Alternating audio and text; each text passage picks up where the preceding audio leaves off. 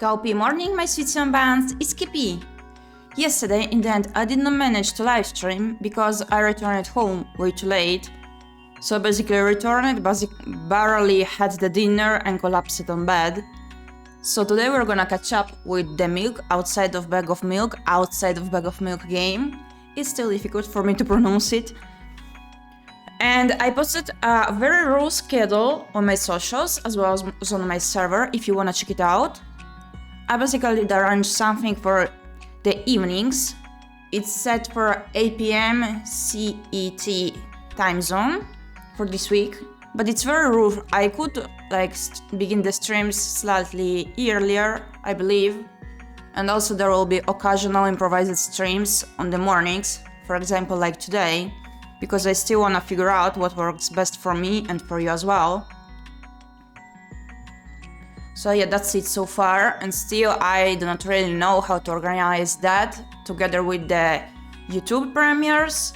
So we'll experiment this week and sort the things out in order to organize properly from now onwards, as I still don't know how I would feel while streaming and also recording, how much pressure would it put on me, and so on. I hope you're having a nice morning so far, or evening, or whatever it is for you. So in the end, yesterday I also did get to go buy some milk. It was a pretty rushed thing because the supermarket was about to close, so I was running like crazy. I still had 10 minutes before the closure, but they said, hey, we are closing, you got 2 minutes. And I am, okay, I can make it. And they were again like, 2 minutes. Okay, but you're the ones that are keeping those 2 minus me stuck in there instead of letting me go and get my groceries. So I ran it like crazy. I got all the things I needed and didn't need, like for example some chocolate, as I didn't have that much chocolate as of lately.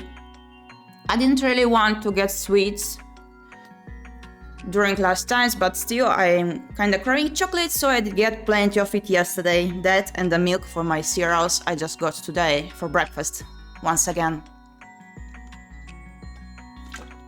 I also am planning to bake some cookies later, not sure if today or tomorrow.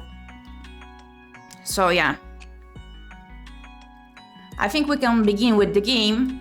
Yesterday we left it there while exploring and trying to look for those firefly thingies around the room. So yeah, let's get back to searching them.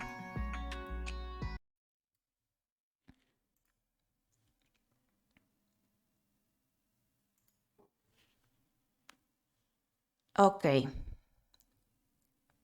Whoops. Okay, now it works properly. I doubt it. Both the compartments are locked. What if... I don't even want to think about what's inside. Who knows what I end up imagining. Sup? Hi Leven, hi, how are you doing? Did you just wake up again? Oh wait. Your usual notebook pages, glued to the wall with duct tape, numbers are drawn on them. It's the only kind of information I can take in without trouble. Dosage and side effects? Yeah, I thought you know them by heart.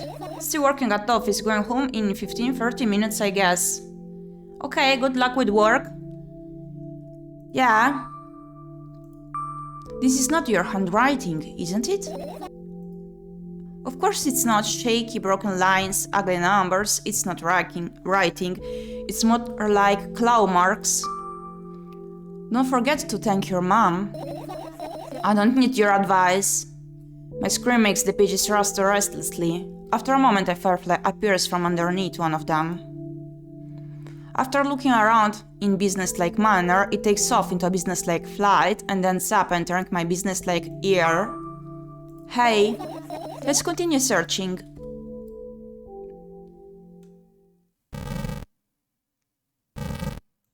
That sound is eerie. Did we already explore that last time, or it's just not gonna let me click? I get close to the waste bin and look inside it with curiosity. Oh, I forgot to mention, I actually did create a new YouTube channel for my VOD. I'll be sharing it once I upload enough on it, in order that so that you can catch up with them in case you missed the stream and wanted to look at it. Hello, hello, I have arrived. Hi Rin, hi, how are you doing? I get close to the waste bin and look inside it with curiosity. Pure packaging, notebook pages and other garbage. Boring. There's nothing here. Indeed, not self-respecting firefly would hide in a heap of garbage. Self-respecting firefly. Oh my. I'm fine, you? I'm fine as well. Woke up, took a shower, ate my cereals, and here I am. Did manage to rest more or less properly this time, as lately I was having issues with sleeping enough. Can disagree with you here. Also, it's pretty sunny outside, so it's good. I tilt my head backwards and almost fall over. The closet is hanging under the ceiling, at least 300 feet off the floor. Are you joking? Even though it's my room, not everything here is for me to use. Whatever. I don't care. Yeah, I don't care at all. Like, totally, and I'm definitely not worried. Not even the littlest bit. Not even a smidgen of the littlest bit. Not even for 1,000th of a person, that's how much I didn't care. Hey, I'm not even done telling you how much I don't care. Do we really have to waste our time like that? From this moment on, I'm ignoring you. There we go. Oh no, you don't. Then act normal. Define normal. It's not easy to get out of here, hehehe.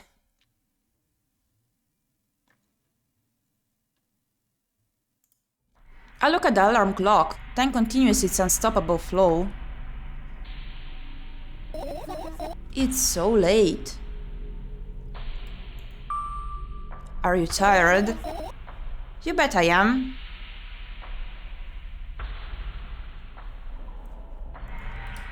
I let out a theatric yawn and hold out my arms to the sides.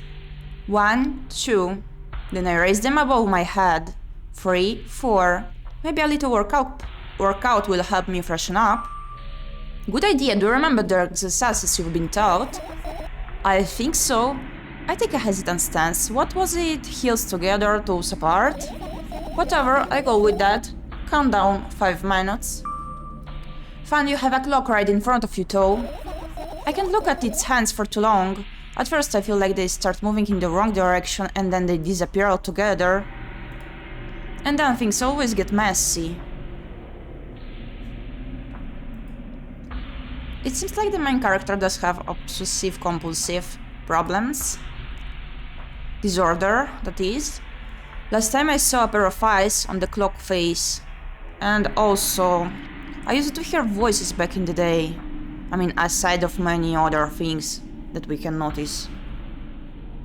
Like they see everything in reddish and all that. They plead for help, I think. What a mess, truly a mess. It was a mess, right? A mess.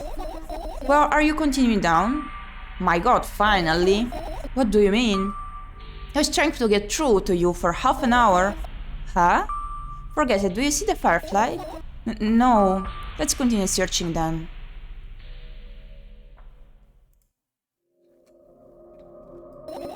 Hehehe. What's funny about that? I imagined it myself being a firefly that is looking straight at a giant fan. And? I'd be so jealous. The only thing preventing him from flying is a cage it's docked in, and a cable. It's like an inmate if you think about it. It's so sad. Yeah. Let's continue searching. There's a Russian cartoon where the main character is basically a man, a very short man, like more like a being maybe, that does have a fan on its back and it does fly. Man, the background music in that animated movie is quite eerie. I once rechecked it out after so many years and I got a bit of goosebumps actually, because Russian cartoons usually Like, as a child, I did watch them. They felt normal. But they got that heavily gloomy atmosphere to them. I just... brrr. Oh, and also, that being with the fan on its back, it did live up on the roof. I don't know why, but still. Or maybe it was explained, but I don't remember. This is my sketchbook. Half of its pages are blank, which means it'll still be good for a couple of years. You chose that early. Why? That's understandable. Isn't that obvious? If I run out of pages, I have to buy a new sketchbook.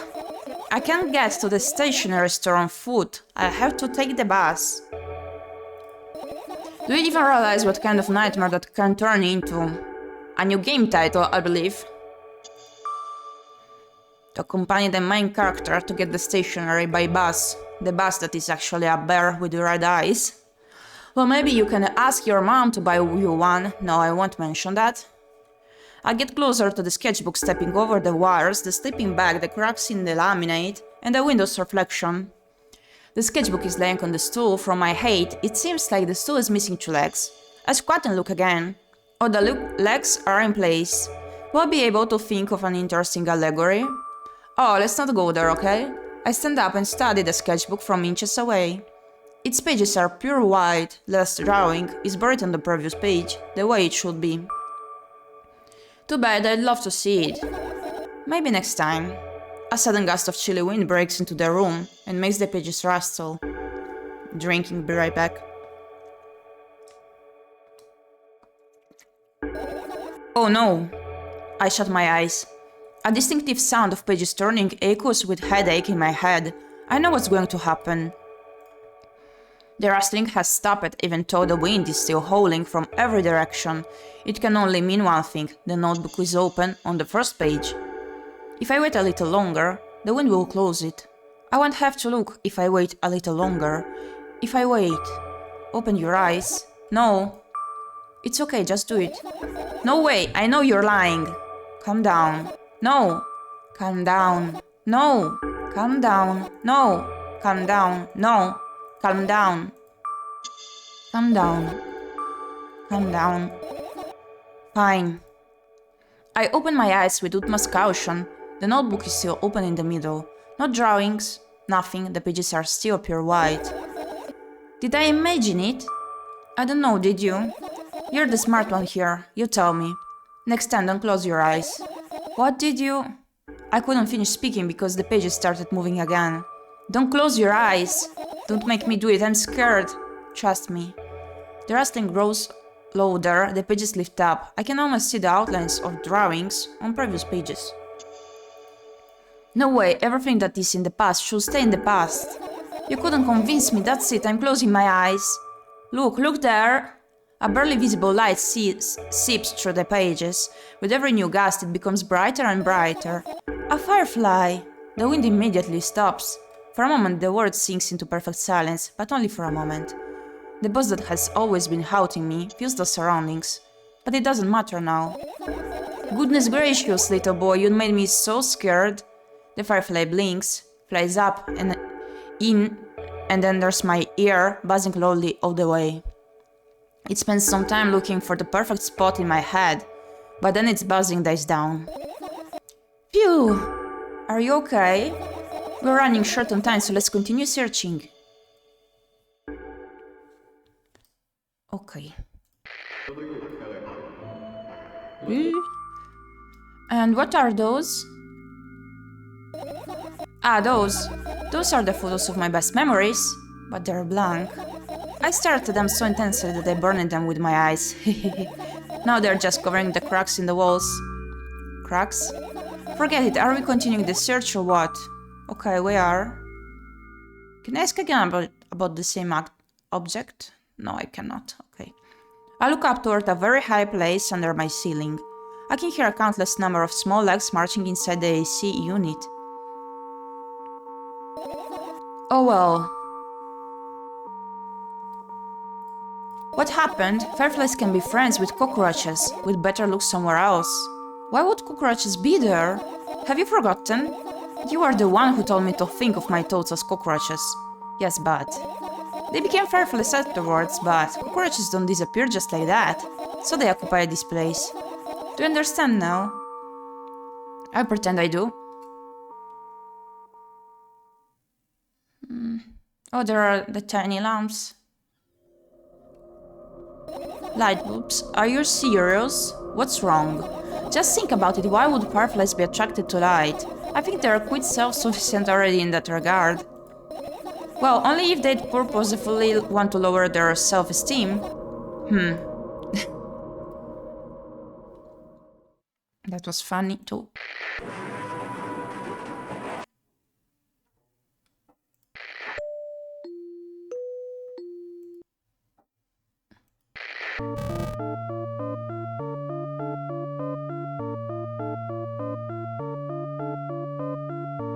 This heavily reminds me of ᴄᴏᴍᴍᴜ though. I turn my eyes toward an inconspicuous shelf near the mirror. There's a glass with a toothbrush sitting on it, and a small towel is hanging nearby. What a wonderful sight! My fireflies are smart and good, they would never get in there. They know about personal hygiene. Okay, let's look somewhere else.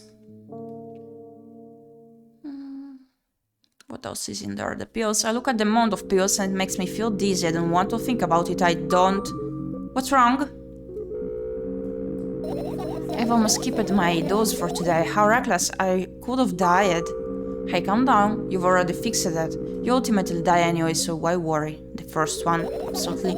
Yes, because you ordered me to. Is that an accusation? Things could have been much worse. Of course not. It was what saved me. Such eerie music. Yeah. Really uneasy type of music. Well, that's reasonable. I have a deep sigh, come closer, and extend my hand. Wow, it's warm. The moment those words leave my lips, one of the bottles overturns. Pills rain down from it, and along with them, a firefly, hooray! After circling above my head a couple of times, it finally lands in my palm. The firefly rushes up my arm, and upon reaching my shoulder, crawls straight into my ear. My mind becomes a bit clearer.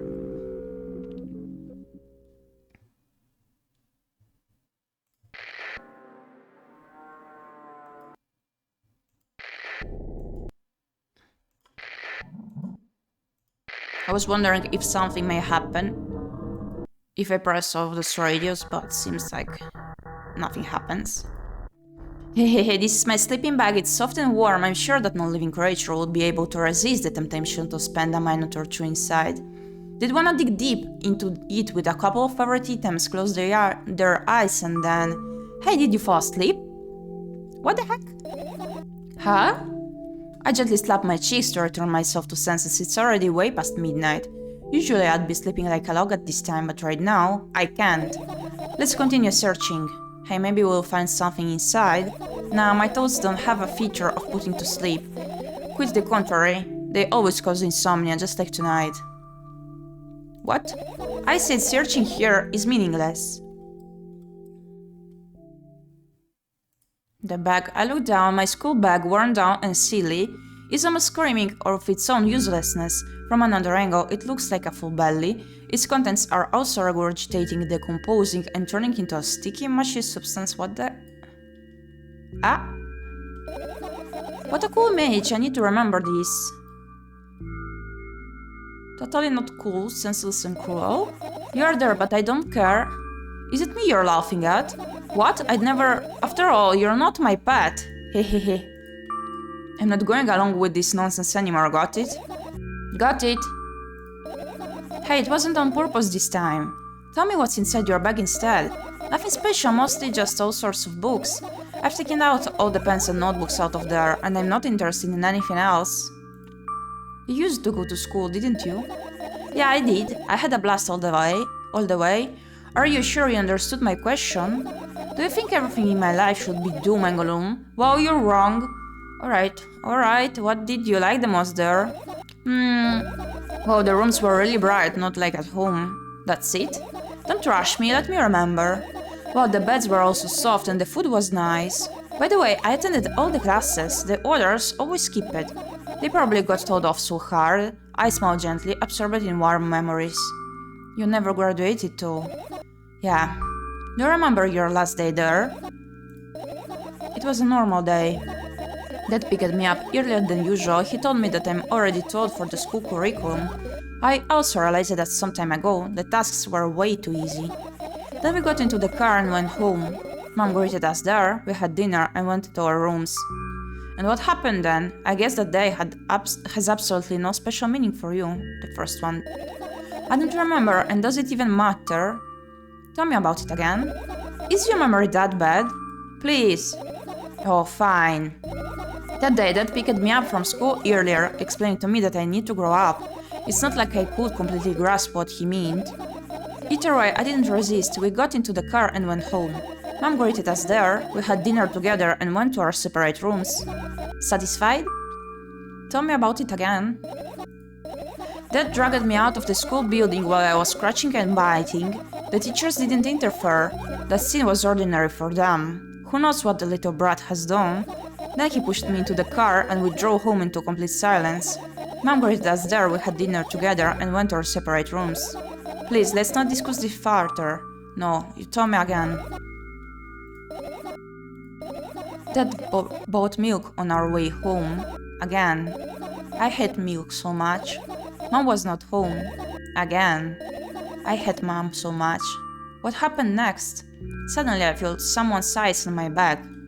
Knowing that this moment should never ever be ignored, I turned around. But there's nothing there. What happened next? Everything that happened next happened after something that led to everything that happened after what had happened. I look at my bag again. Light pouring into the room through the window glints on the metal parts. And there's also a shadow underneath it, which means it's real, sadly. Whatever, I don't care anyway. I hope at least it helped her somehow to let it out more than she would have told us without us asking to repeat. I almost ended up kicking the bag in a fit of sudden anger, but I managed to stop myself in the nick of time. If I move it even in an inch, the whole picture will collapse and I go blind. It has already happened countless times. What do you mean you go blind? I spent months memorizing the location of every item in my room, that's why I can see them so clearly and vividly. You won't get it. Look at your feet. I look down and see that a small insect is crawling toward me from my bag. It's barely glowing, and it can't even fly. I guess this firefly is really tired. I bend down to pick it up. The firefly starts glowing brightly as soon as I touch it and then flies up. There you go, boy. Good job. After doing a victory lap around the room, it flies toward me with high speed. I shut my eyes anticipating the firefly to enter my ear. That's exactly what happens. After it gets inside, it buzzes for a little while and then goes silent.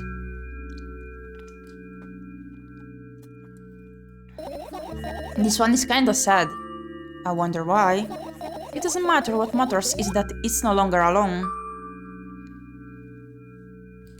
Sure, let's continue searching.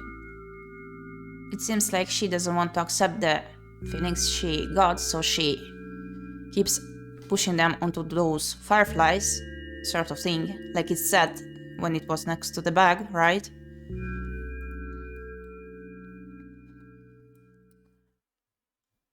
Okay, anything else?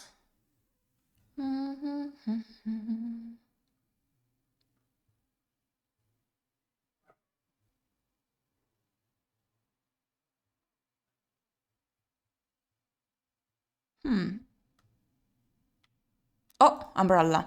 The umbrella emanates a faint sense of coolness. No wonder, it's the only thing that defends me against the thunderclouds that gather under my ceiling. It's such a blessing that it can do it without my help.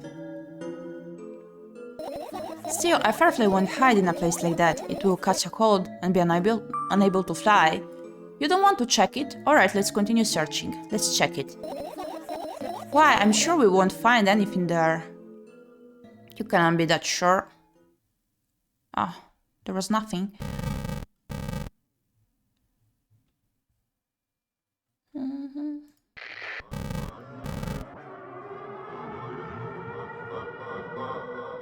Oh my.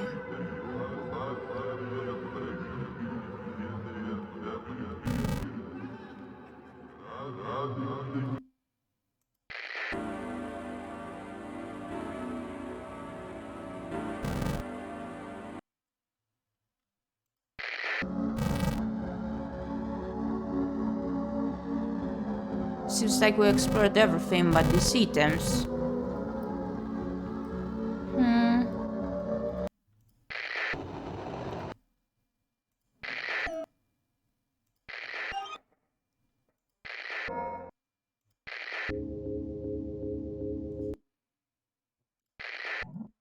I'm trying to see if there's some order or something. But I think if there is, I cannot figure it out, so I'll check once again all of the items. If there's anything we missed, aside from this, that does keep me curious and I cannot explore and I'm frustrated. But yeah, that's pretty much it. Let's finish searching for now. Okay. You found all the fireflies, amazing. Oh, so they were all nice, I guess. I'd gotta go home, see you later. Bye bye, see ya. Thank you for stopping by. I managed to gather my thoughts, but something still worries me. On the other hand, I wasn't supposed to be happy anyway. Why not? If I lose something and then find it, it's just going back to the starting point, no changes at all, a zero sum. And happiness is always about being positive, right? You shouldn't think too much, it hurts you. I wanna sleep. How about you get some fresh air before sleeping? What do you mean? Well, go to the balcony, breathe in some air. Somehow, those words triggered a panic attack in me. I subconsciously step away from the balcony. Oh no, I don't think it's a good idea. Why? This may sound silly, but I feel like someone's watching me. Alright, let's stay here. There's no way somebody cares about you that much. No, the first one, absolutely. Yeah. What are you going to do? What's with this silly question? I'm going to sleep, of course, hoping that tomorrow will only come after a year or a decade. Imagining myself to be outside of my mortal shell, but at the same time still being me. Ridiculous, like milk outside a bag of milk, and yet... You don't have to talk out loud for me to understand that you're worried about me. I know that already. I also know that our time is running short. You won't take another pill. Of course not. In fact, I won't take it tomorrow either. And the day after tomorrow. And never ever. That's a goodbye, then. No. I have one more small favor to ask. A really, really small one. What is it? I've blurted out way too much today. A lot of stuff I'd want to forget forever. I don't blame you. But what is really necessary? You'll see tomorrow. No, I wouldn't be able to sleep like this. Fine, what's the favor? I nervously scratch my wrist and bite on my lower lip. Wait a minute, you're afraid to tell me? Yes. I'm also scared that something bad may happen if I tell you. I'm also scared that when something bad happens, something way worse will happen. Stop, I get it already. Still, I won't leave you alone until you tell me.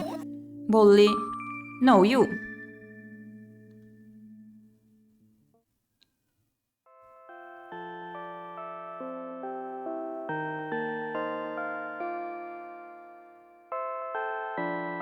I crawl into my sleeping bag. The lower part of the room is very cold. I hurry to wrap myself in blankets, even though the electric heater is working hard to keep me warm. I'm sad because the dreams just won't come anymore. You won't believe me if I tell you how I dealt with it at first. Of course I'll believe you. I know, it was a joke. Well, anyway, I washed my face, brushed my teeth, lied down and started imagining that I'm watching a dream. I didn't sleep at all, of course, and always looked sleepy in the morning. After a week of insomnia, I started feeling weird and seeing things. Letters floating in the air, strange silhouettes that appeared in the most unexpected of places, bulging eyes with trembling pale pupils. It was scary, you know. Then one day, I almost died. I just collapsed in the middle of the room and couldn't move for a while. And then silhouettes, letters and eyes were hanging over me and hissing. It was horrible. And well, deserved it, I guess. It felt like I was caught on the biggest lie in the world. Yes, it felt exactly like that. After that, I stopped. But the silhouettes, letters and eyes stayed here. I guess they like this place. They always follow in my wake, peeping at me. And I'm kinda scared of them and can't even argue with them. But today... Well, I... Still too scared to tell me. Of course, they're still listening, you know. Use your hands. Alright. I start chaotically twirling my fingers with enthusiasm, forming complex shapes. You want me to tell you a bedtime story? Shh. And I was trying so hard here, don't you get it? They'll hear you. Relax, nobody can hear you. So what do you say? I'd be happy to, but I have no idea how to tell them. Oh, it's incredibly easy. Just talk about something without stopping. Sounds silly, but it's not. And meaningless. You don't know what you're talking about. I know enough to realize that we'll just end up wasting time. Let's focus on something actually important. Boring. Fine. Close your eyes.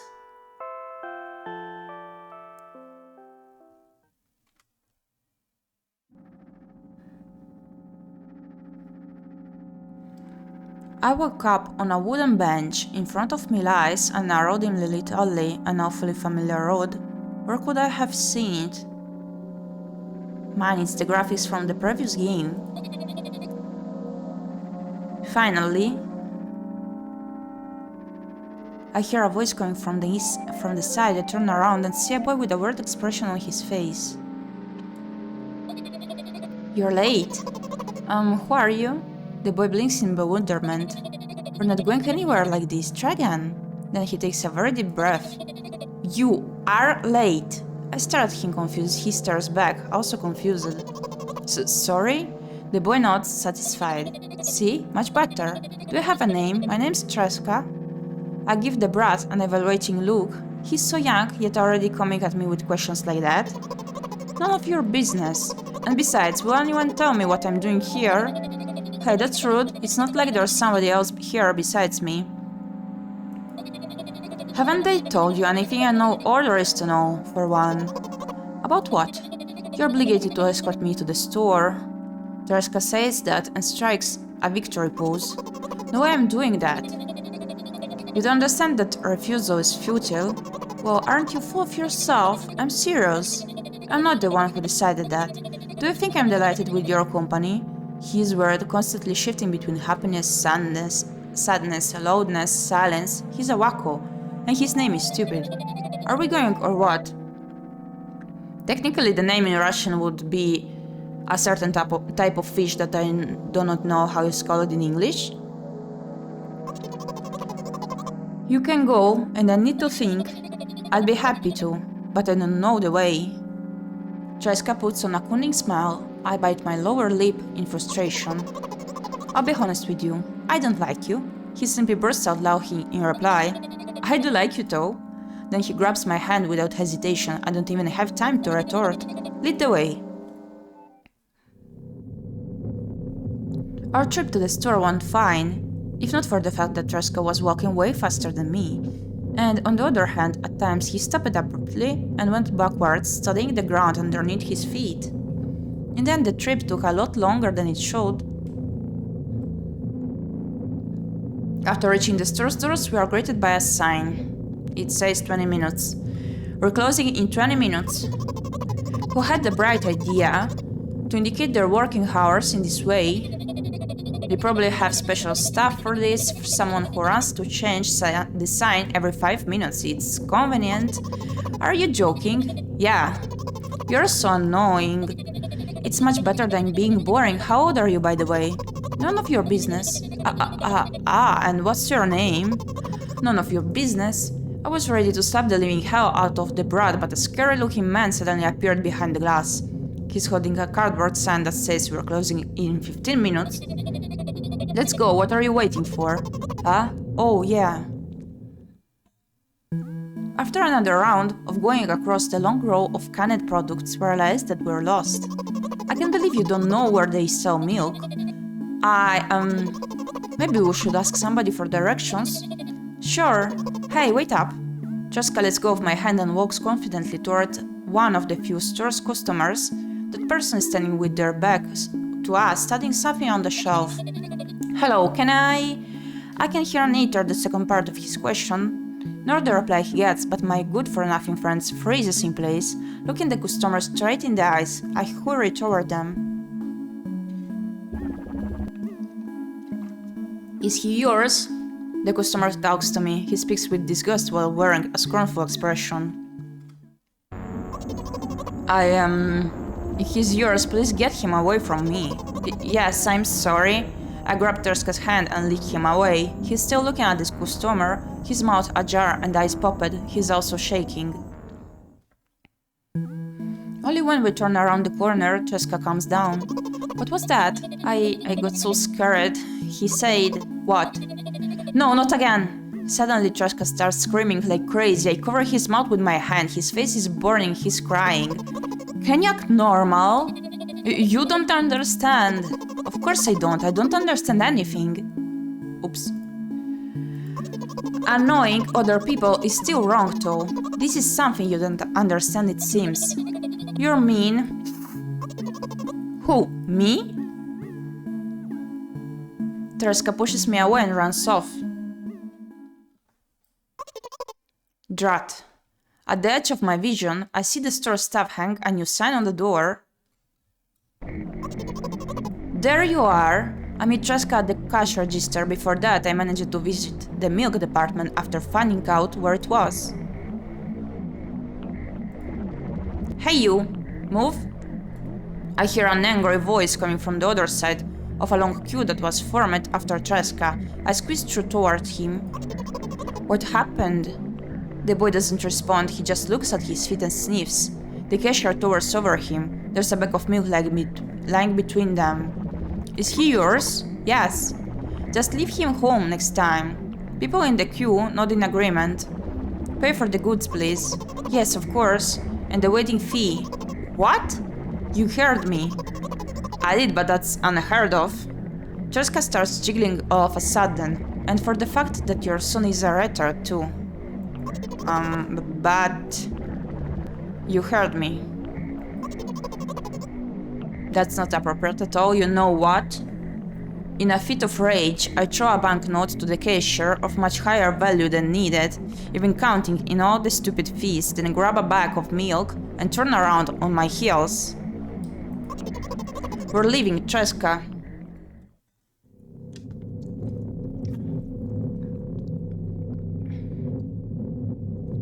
We spend the whole trip back in silence. At some point, we end up turning right toward the gas station. There, Terska finally breaks his silence. Do you like ice cream? No. Okay. I look at the boy's face. A light flickers in his eyes for a brief moment and then goes out. You know. He turns away from the path and walks straight toward the highway with determination. I stare at his back, confused.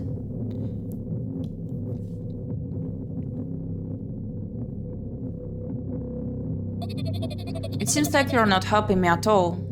A new playful light flickers in Terska's eyes.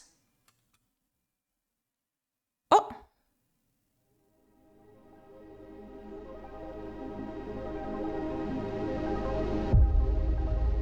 Is it because she had a dream?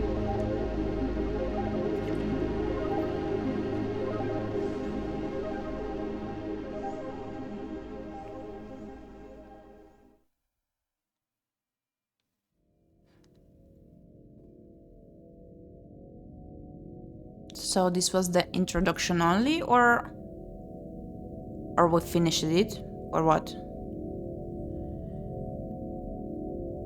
Oh, it was her brother. Okay, I see.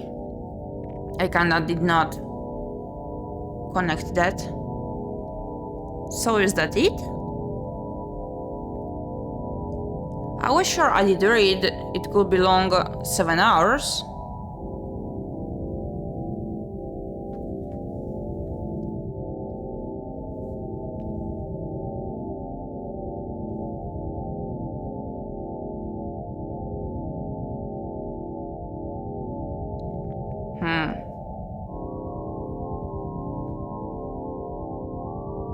Like, I enjoyed it at all. Too much was happening at once, so I did not manage to connect all the things. That's why I did not even understand he was her brother. But still, I wanted to see way more out of it, because it's so good.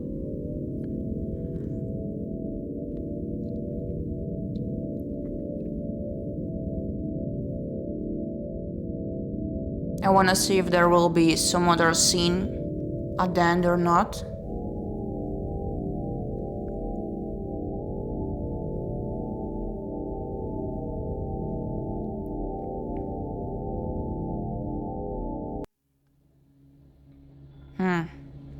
Okay, I'm gonna change the screen and see what other game to pick up, maybe.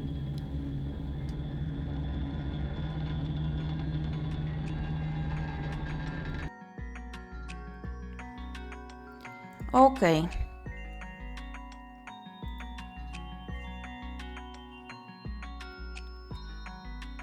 Seems like I have been streaming for 45 minutes, not that much.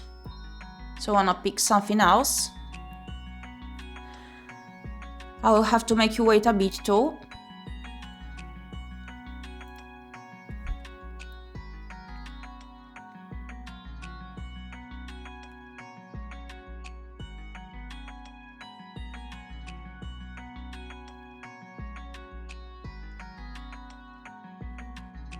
I'm gonna check out if there are different endings or not. From what I got, is that it was either a fever dream caused by the medication she took that caused her to dream about her brother, or she nearly died in her sleep. Oh. I see now, thank you for explaining. I wonder if the developer will be making more games. This one was pretty good.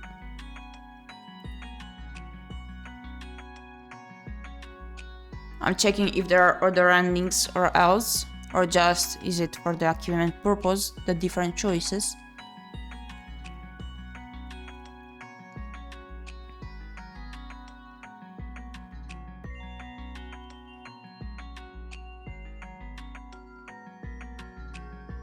I think they only made those.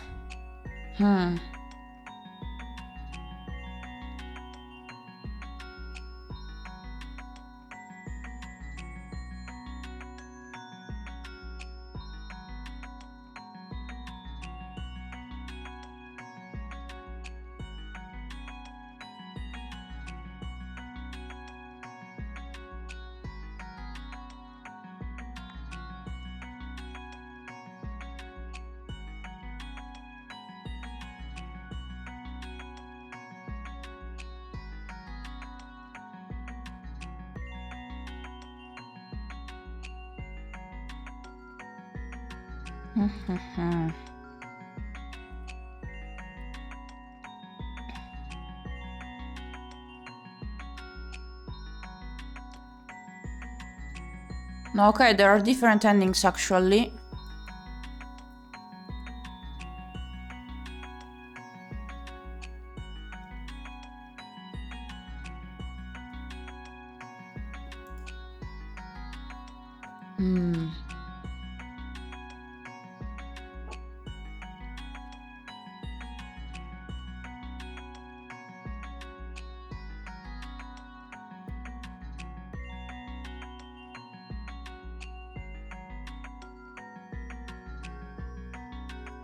The walkthrough is a bit confusing to me.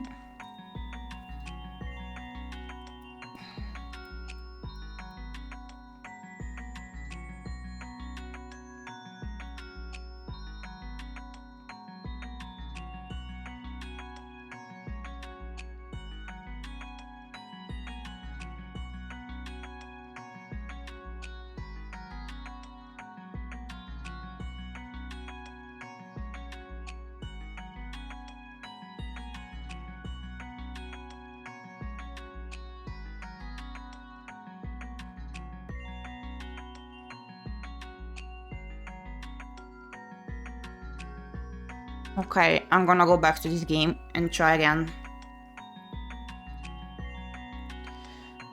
Please wait a second.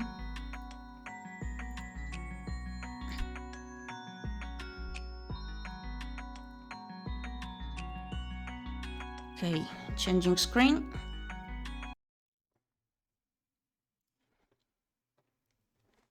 There we go.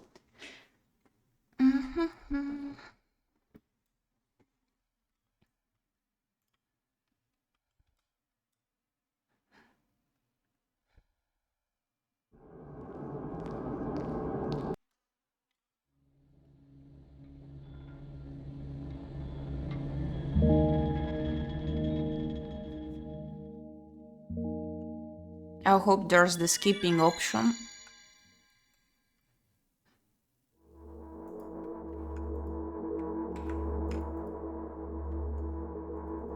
I cannot skip. Oh.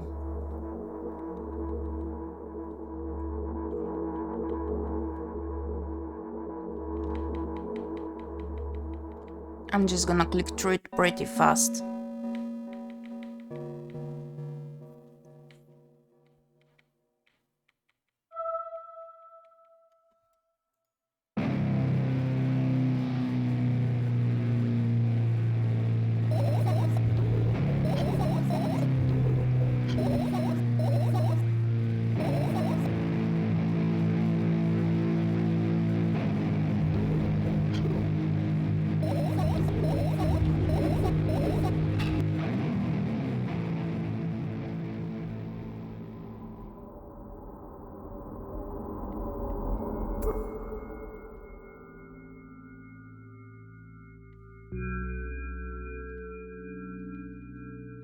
Also, I wanted to ask of you, in case you are familiar with Twitch regulations, as I did read before, of course you can get banned if you do state slurs and all of that. That is not appropriate, as I did read it aloud without wanting it when it was stated within the game. Like, does it count, or just as it is seen that it's in the game and I'm just reading through, it won't cause me any issues?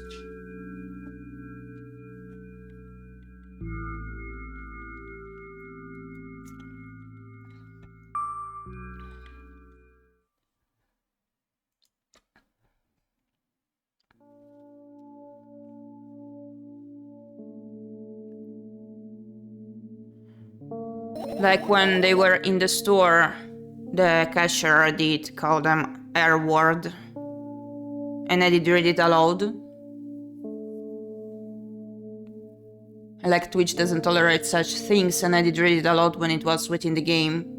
Not like I did state it aloud to someone, but still, I'm not sure how is it counted. If I'm just reading through the game what the other stated, if it's counted like I can get on some ban streak or not. Here.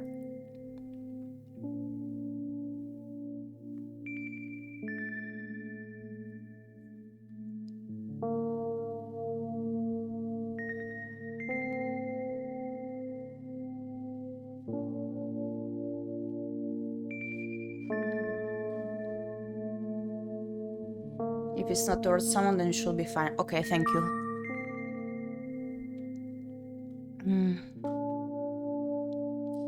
I don't even remember what I picked here before. I'm just gonna save.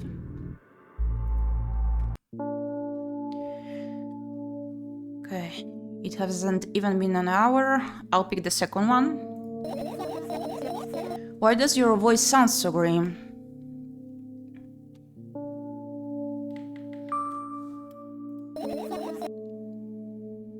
Aren't you even a little bit happy, not even in the slightest bit?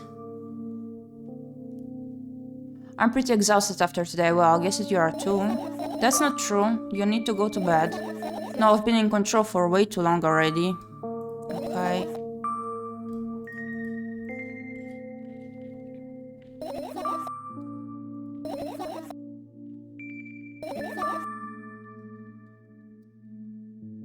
Yeah, I'm all beside myself. What made you so happy? The first one. But anyway, you're the one that's useless and pathetic. Oh. So you're the one calling the shots now. Same stuff from before.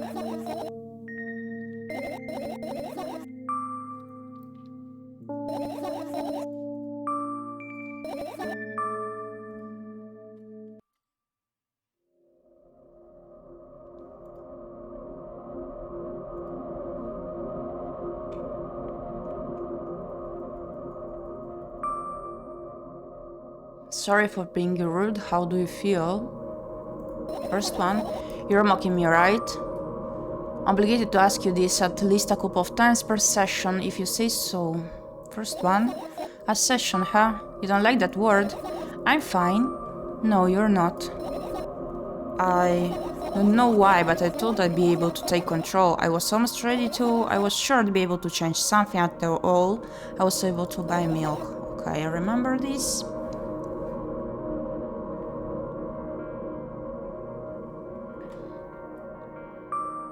Is that why you throw away the medicine? Undoubtedly. And there's a good side about it. What's that? Wouldn't that mean you're getting better? Then why did you do that?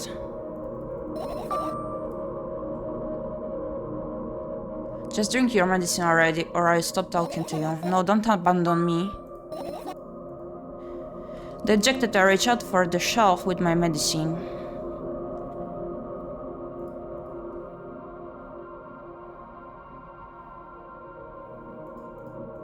This is same as before.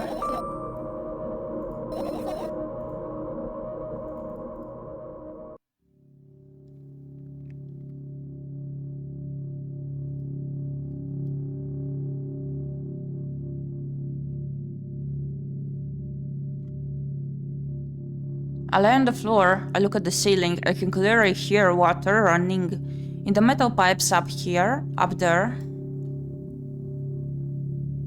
Okay, this is the ceiling part.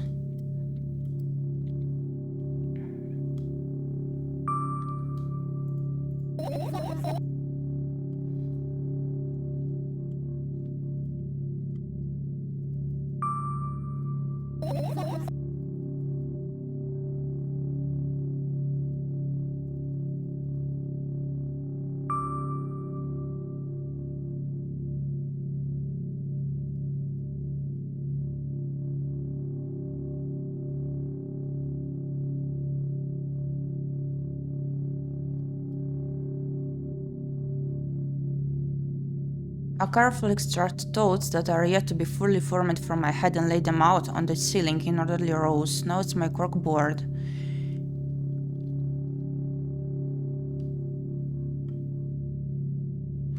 In hopes of seeing the whole picture, I switch them from one place to another, pile them on top of each other, scatter them around. In the end, I throw them off with my hand annoyed and start over.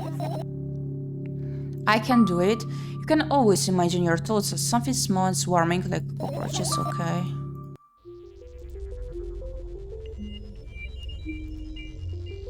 Okay.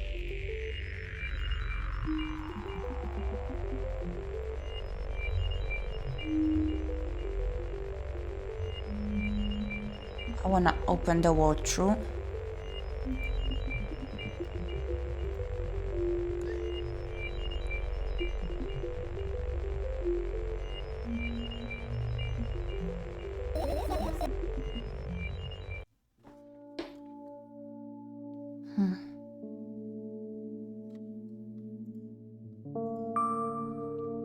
Good job, now start over.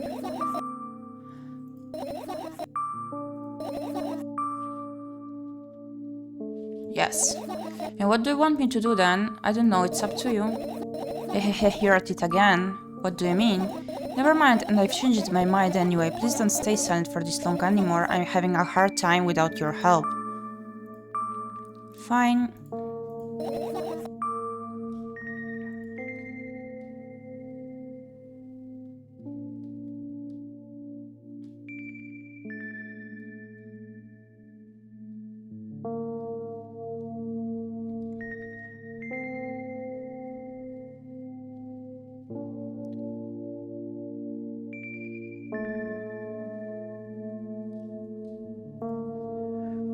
Forget about them and go to bed. No, you don't get it. If I'm thinking about something, I need to finish my thoughts or else I glance around the room. There are too many places for a creature as small as a firefly to hide here. They can be anywhere. Suddenly I hear a deafening rumble. The clock just hit midnight. It's so late already, but I can go to bed right now. Will you help me? Please tell me you will help me.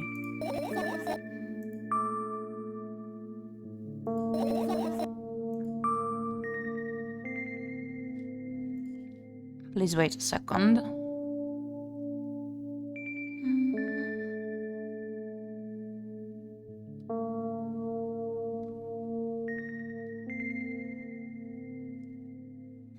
Okay. Oops.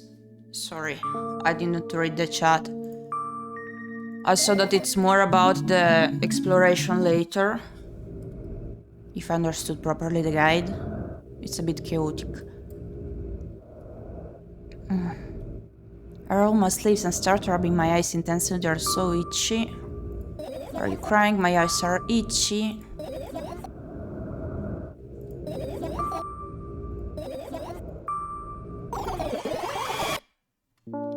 Okay.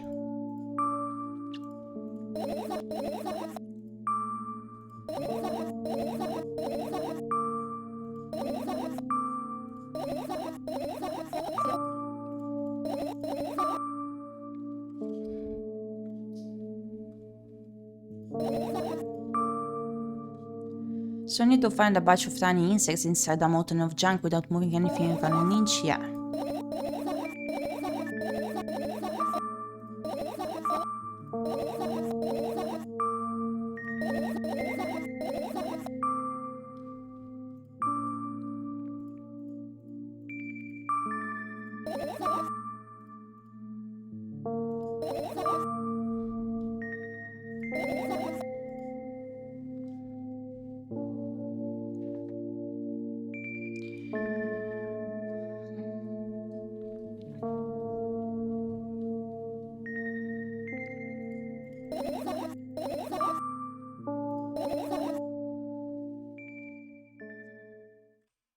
Gonna save again. So, now.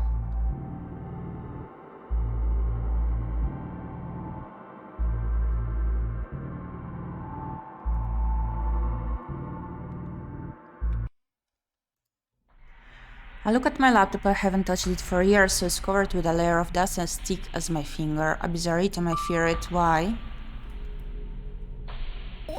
It's a long and boring story. Wonderful, tell me about it. I insist. I can't remember how it appeared in my room. One of my parents probably brought it here because they couldn't find a better place for it. You had amusing hobbies.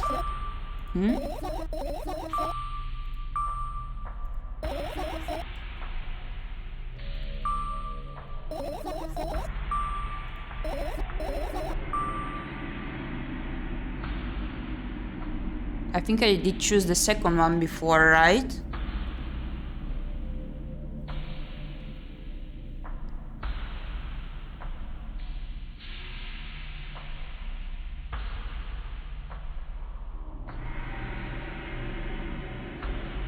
Well, I'm gonna try the top one, fine. Suddenly, a firefly slowly crawls out of the laptop's vent grill.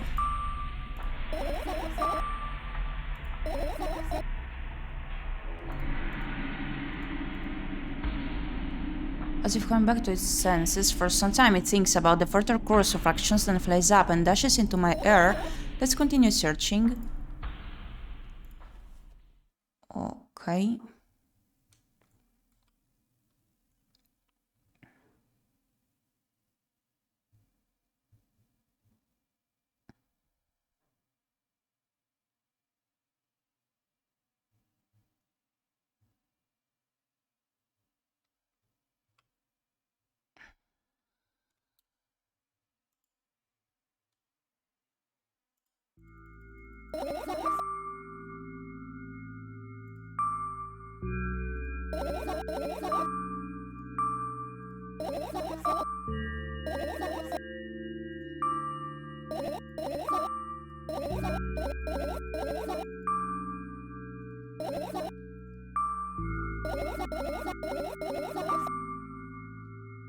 These days I'm trying to figure out how and when I will be able to get the rig for the Live 2D model I did reveal. I still do have the tiny alternative version of it that is ready, but I wanna to use more the PNG model I'm using now before I switch to that one. And I honestly cannot wait to be able to get myself the rig for the order. I love it too much, the art that the artist did realize.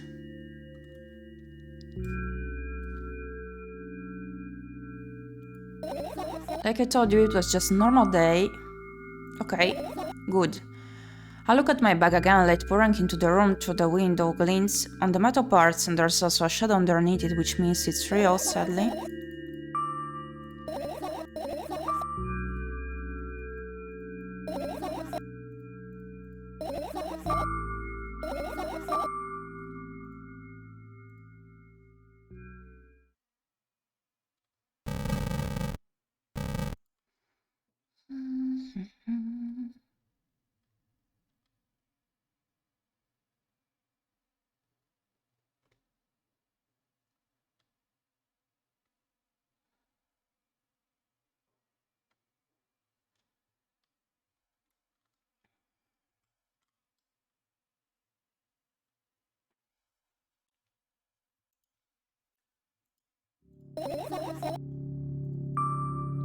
What if I don't even want to think about what's inside? Who knows what I'll end up imagining?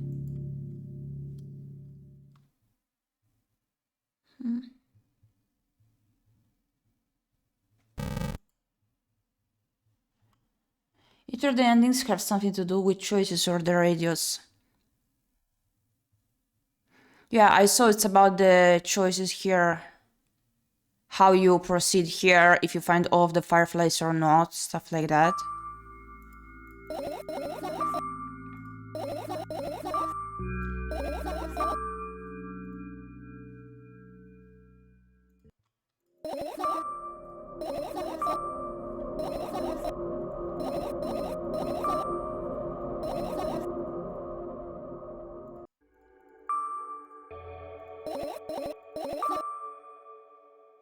Well, maybe you can ask your mom to buy you one. Buy what? Ask whom? Can you even form coherent sentences?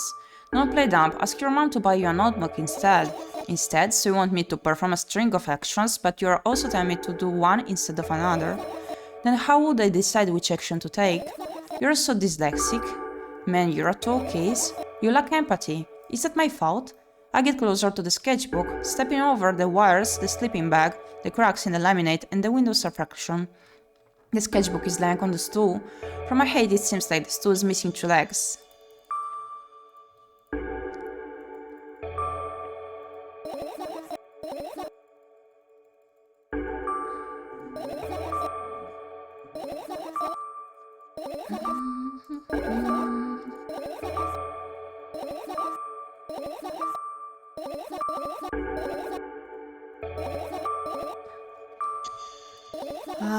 It's a pain they did not add the skipping option, though.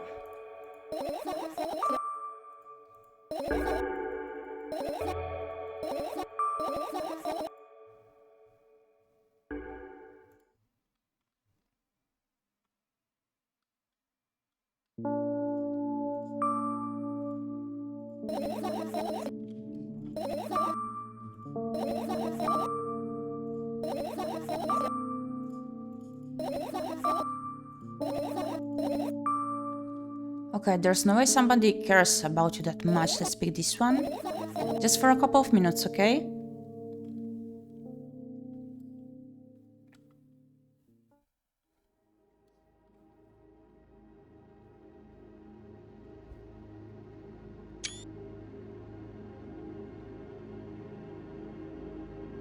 My apartment building looks like a bottomless cooking pot, but instead of soot, it has hundreds of concrete and metal boxes on its walls. Seems like we managed to go to another scene. There are lights on in the windows, there are muffled voices coming from the inside, the howling wind spirals up and splits into hundreds of independent streams. Seems like it wants to be heard by every person living here. It must feel so lonely, living in endless silence. Your apartment building is pretty weird, isn't it? I could see the horizon from my window before, and the building grew for miles in both directions. I guess at some point it circled around and closed on itself. Nothing unusual about that. How do you feel? I definitely feel sometimes that's more than enough. Still, you're anxious, aren't you? Of course, moreover, I'm completely terrified. Was it that obvious? You're looking in every direction, but not up. Because of the this I've already told you, haven't I? About what? You know, small stuff. Can small stuff make you terrified? It's hard to explain. I climb up the metal railing and let my legs hang down. I sneak short glances at the abyss from time to time. It replies with angry, cold breath. That's how we interact, like old friends. Sometimes I feel like the whole world pretends to be crazy. As if it's trying to make me believe in something that doesn't exist. That's weird, isn't it? Yes, but at the same time, it makes me feel a little bit happy. Everything around me was created for my sake, to deceive, trick, confuse me. If that's true, I guess I'm not so crazy myself after all. You believing in this is the definition of craziness. You're probably right.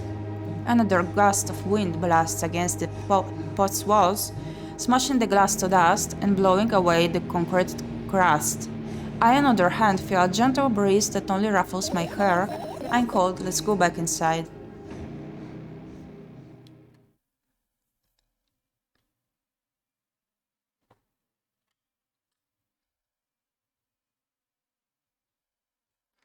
I return to my room. Thankfully, it hasn't changed one bit during the months I was outside. What are you going to do?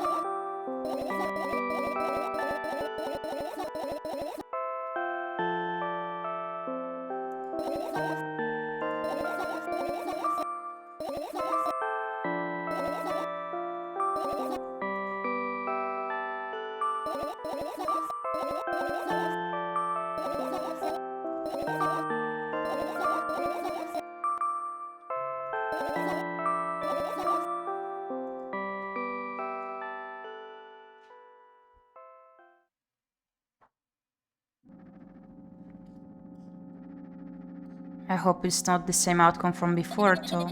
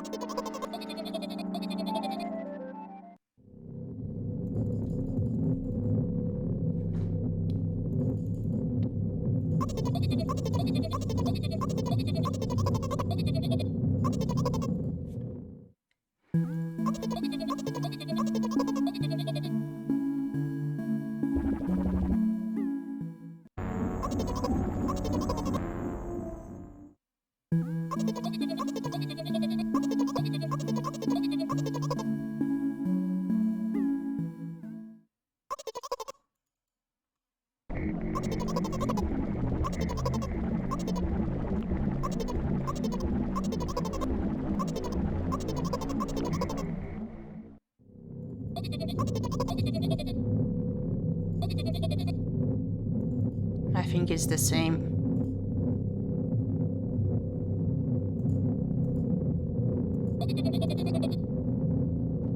It seems like you're not helping me at all. A new playful light flickers into Ersko's eyes.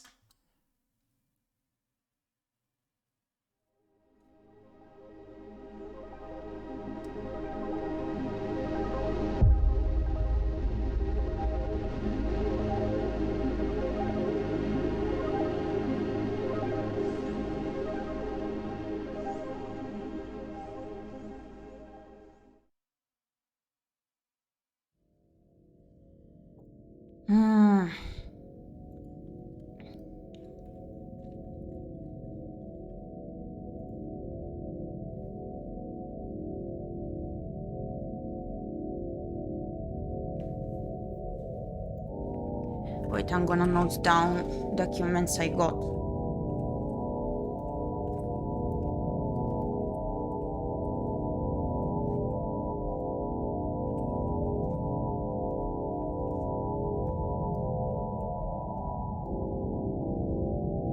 Confusing game, indeed.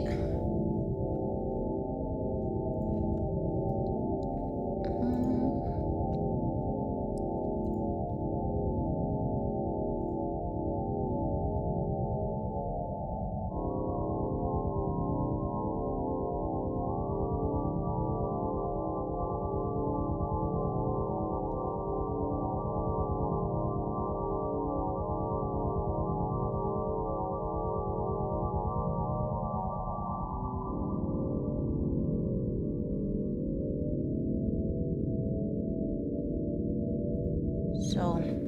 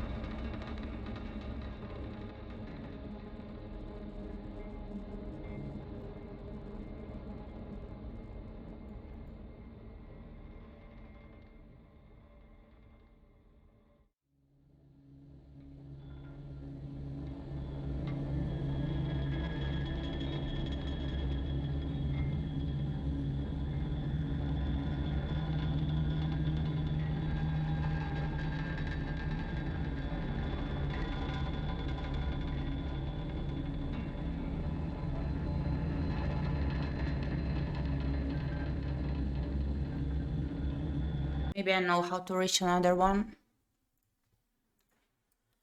Okay.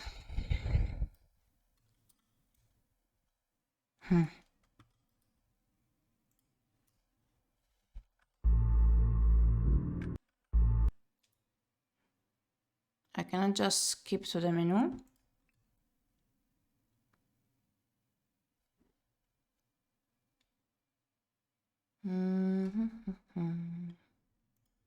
Wait.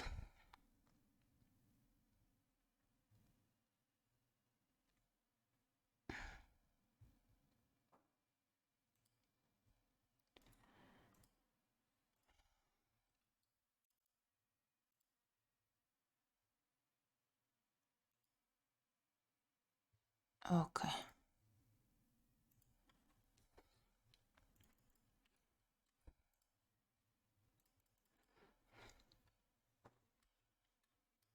Once again.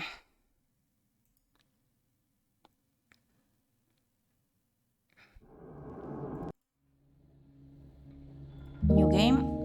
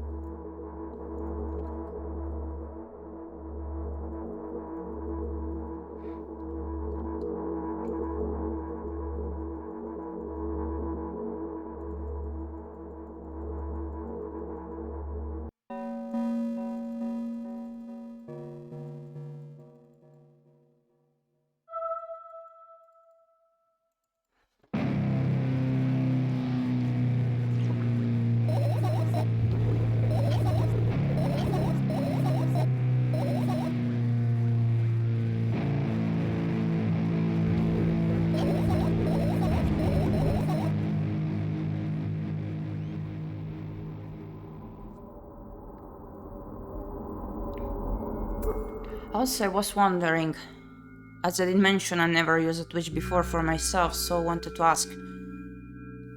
You can set the Twitch schedule on your Twitch, right? But is it like just so that the viewers can check it? Same as posting the scheduled PNG on Twitter? Or like we'll give the notification to them or something like that at the set hour?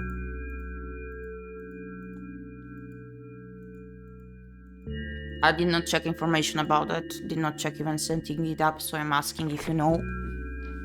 If it's just purely to see it, to check it, to view, or something else.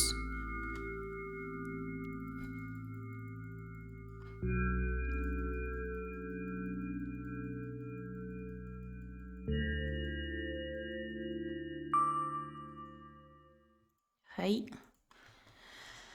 Okay.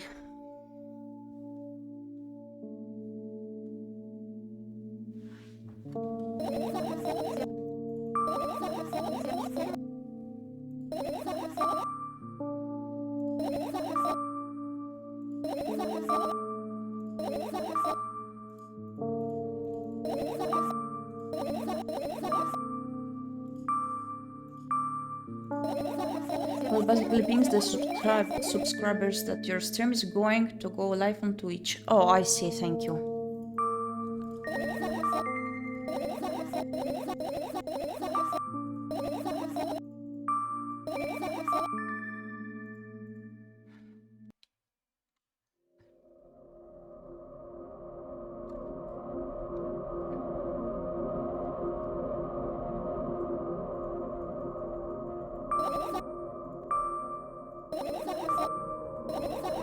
Like they can just click to opt in joining the waiting room. Oh, I see. I understand now.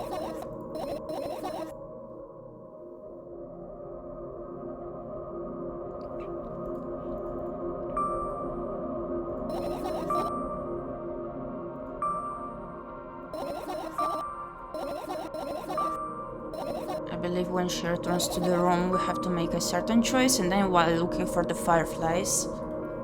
This time I did read carefully.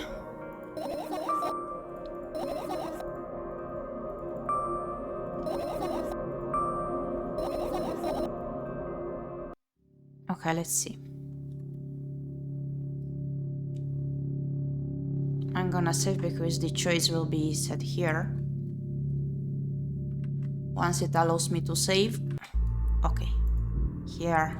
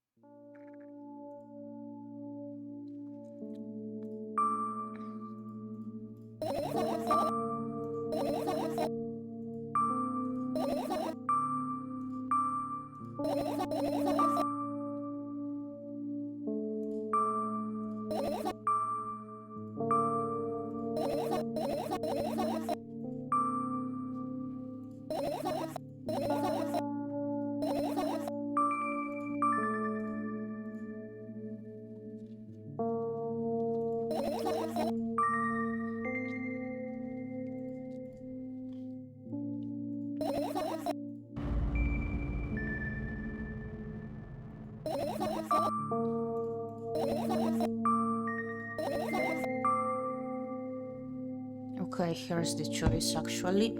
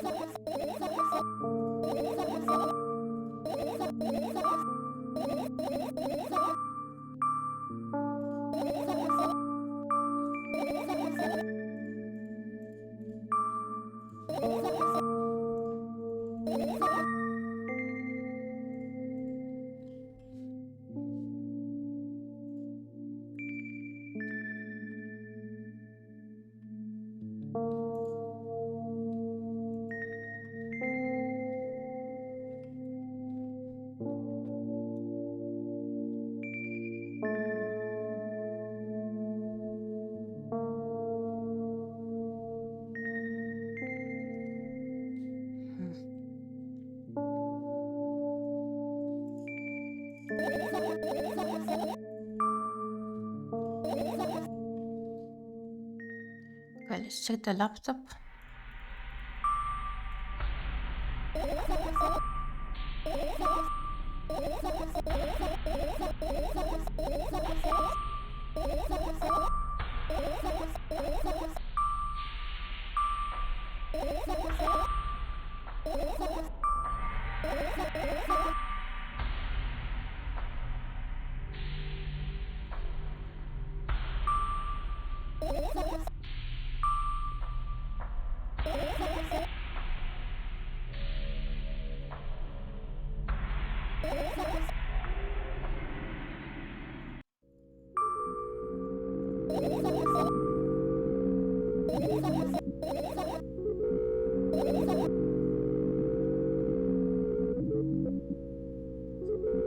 The moment those words leave my lips, one of the bottles overturns, spills rain down from it, and along with them a firefly. Okay. Oops, I misclicked. Oh.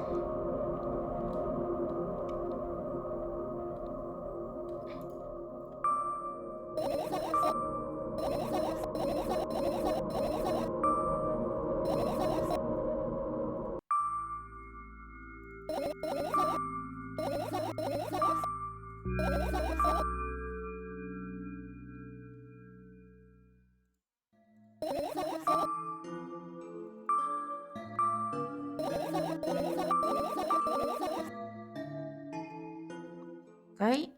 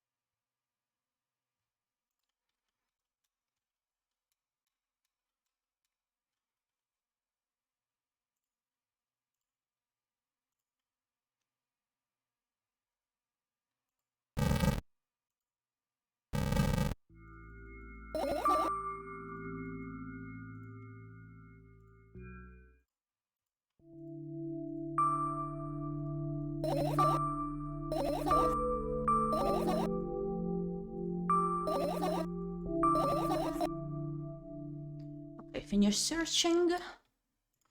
And I think we had to do no balcony.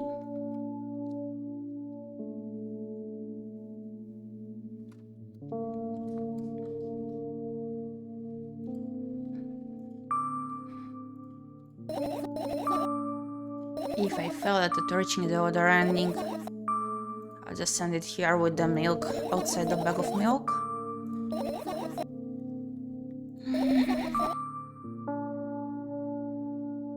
Let's stay here.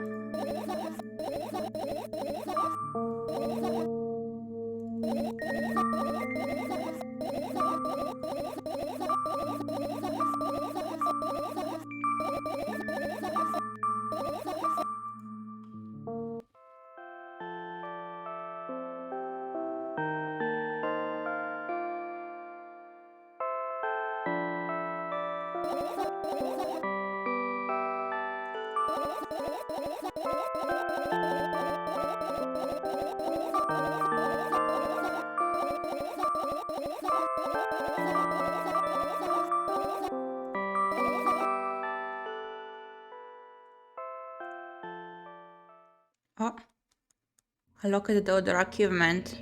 Very nice. Finally. I wake up and immediately almost lose consciousness from horror. A thin metal stairway with snakes around a giant column disappearing into the darkness. I press myself into the cold wall and pray that I freeze into it. This feeling, I know I spent a couple of hours or days here, but I don't know how high the column is. I don't know whether I'm going up or down.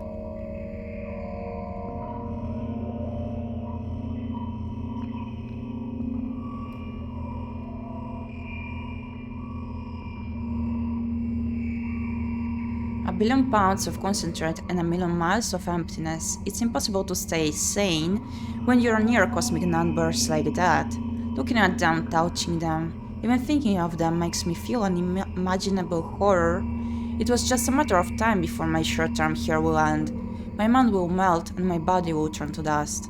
The wall's coarse surface scratches my face.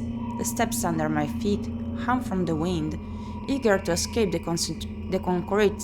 concrete's clutches and dive into the abyss along with me. But I'll stay here. I'll stay here without going anywhere. I won't even open my mouth. My every word will be swallowed up by the abyss. I won't take a single step. Why would I? To find out where the story abruptly ends? It's so meaningless.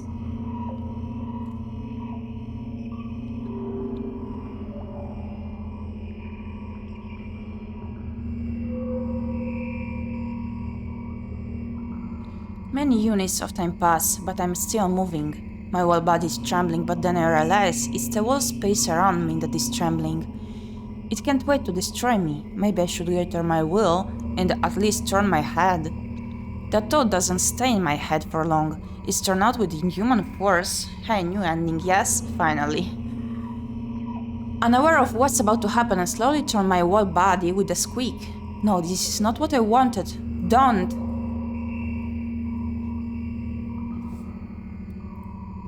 Amongst the silent sings and lonely colossus, I'm moving. Until the music stops, the bridge across the dark abyss cannot be seen.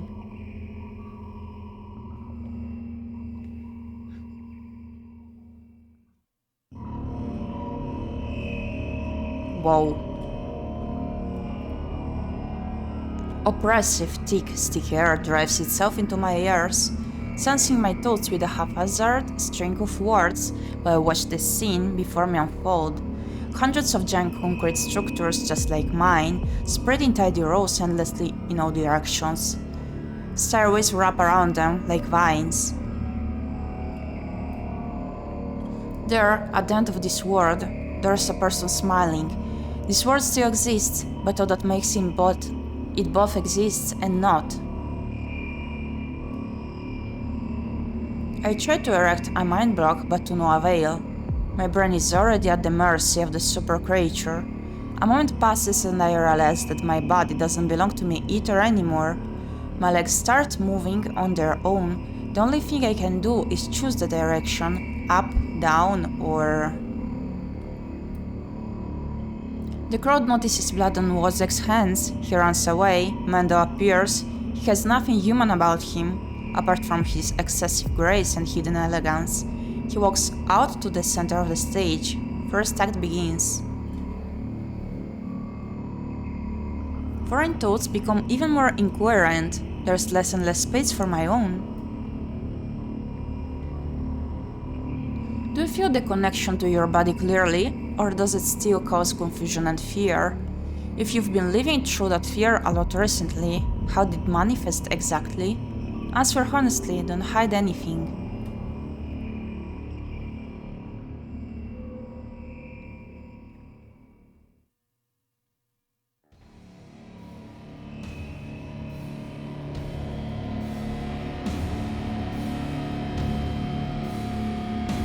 I decided to descend.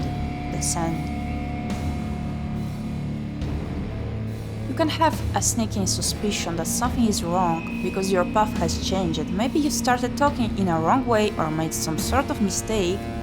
If so, start getting used to your new life. Try creating imagery that would instill the feeling the feeling that everything is as it should be, and with time it will create a new order inside you. Drinking. I don't doubt that you are going through some hard times, but you have to make sacrifices. Grow up. Only then you'll be able to obtain the meaning of life. Do you get it? Try that if you find it important. Every passing day is a precious gift. If you share a piece of that gift with the world even once, it will seem like a speck of dust. Do you get it? No, I'm sorry. I won't get it then. Do you get it?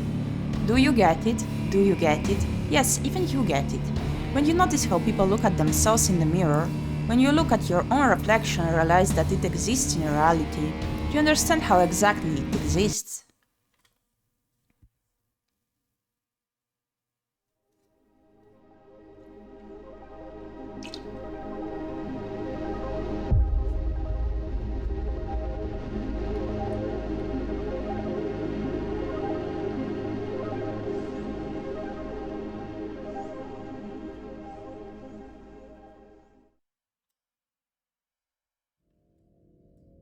Okay.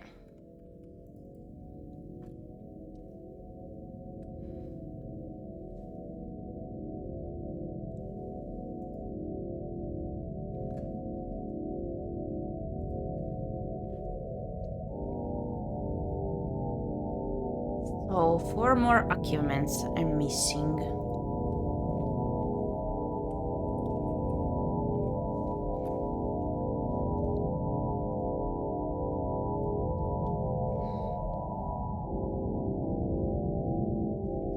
It kinda ended the same way. Yeah, it's basically about the dream, I believe.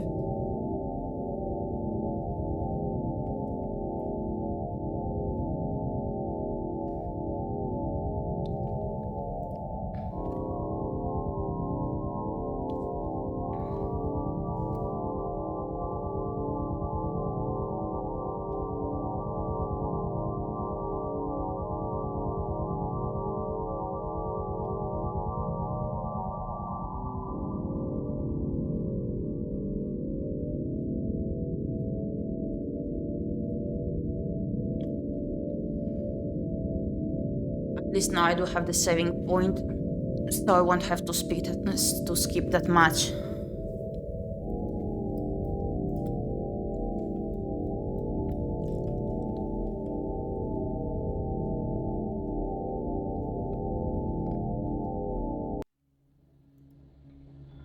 Okay. So, this one.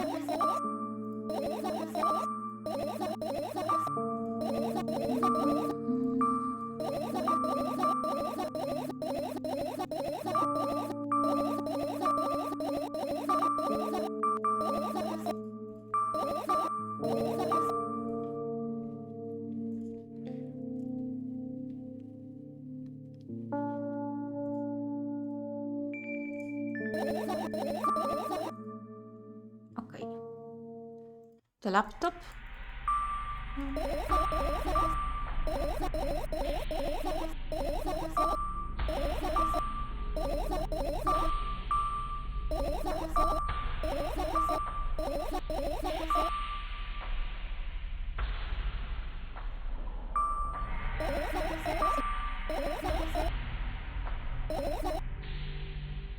The notes.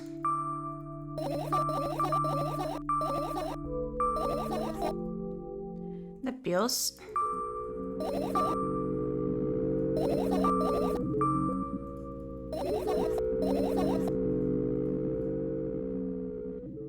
bag.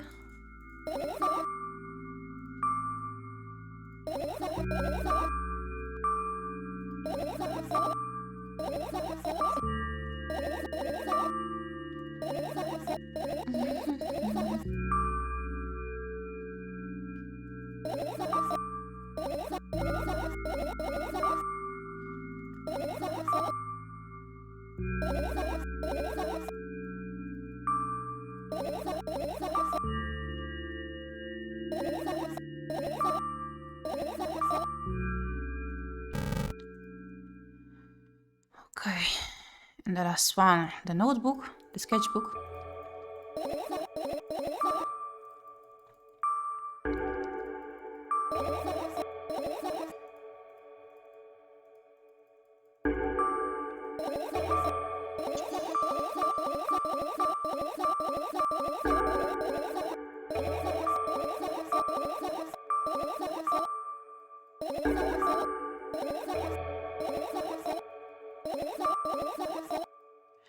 Finish searching and now no balcony.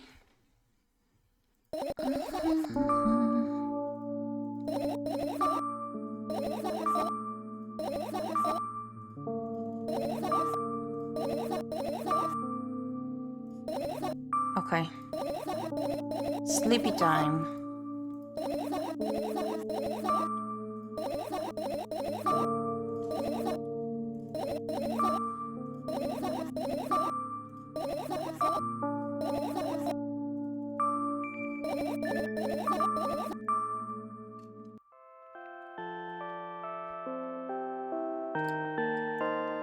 Here we are.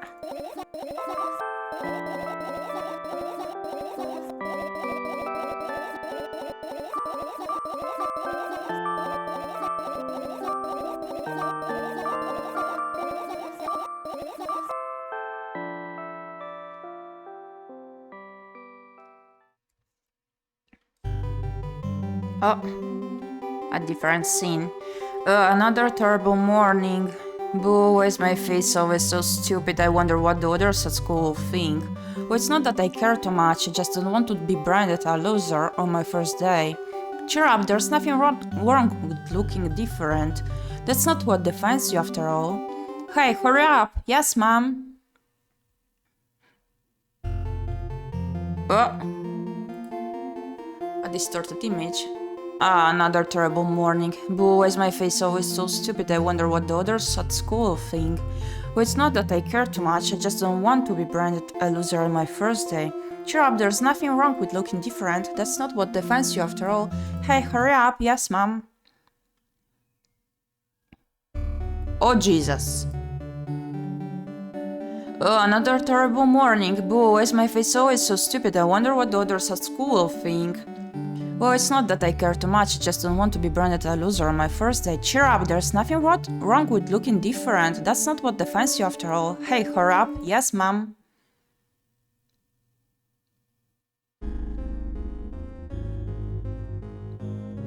Isn't this totally a reference from ᴄᴏᴍᴍᴜ? Oh, another terrible morning. Boo, why is my face always so stupid? I wonder what the others at school will think. What on earth? Yeah. Well, it's not that I care too much, I just don't want to be branded a loser on my first day.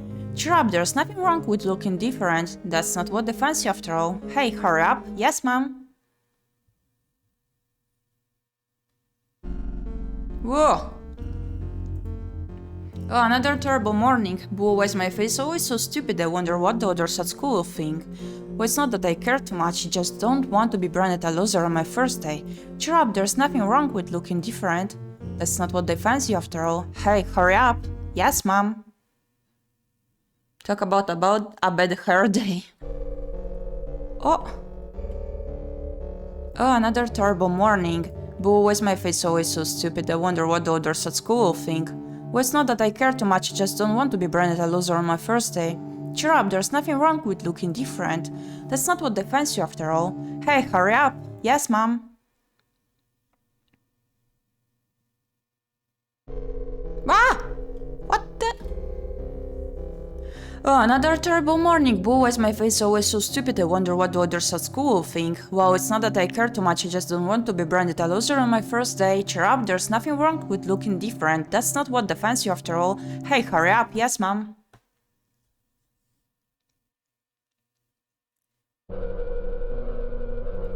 Oh, another terrible morning. Boo, why is my face always so stupid? I wonder what the others at school will think. Well, it's not that I care too much, I just don't want to be branded a loser on my first day. Cheer up, there's nothing wrong with looking different. That's not what defines you after all. Hey, hurry up. Yes, mom.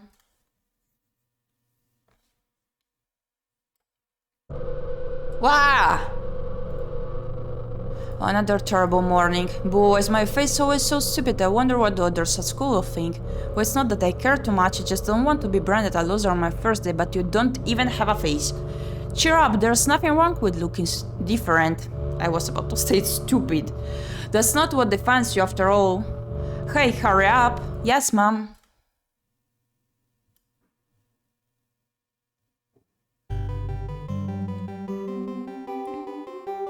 Good morning, I feel wonderful today, I can't wait for my first day at school. Hey, hurry up. Yes, mom. She's ahead of the group. Oh my. What the?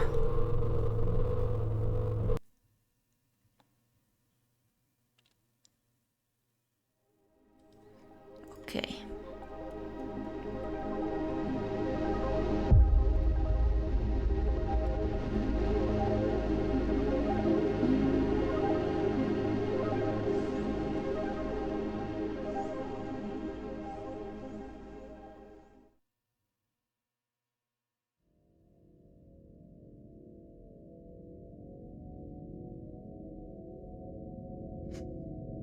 Okay.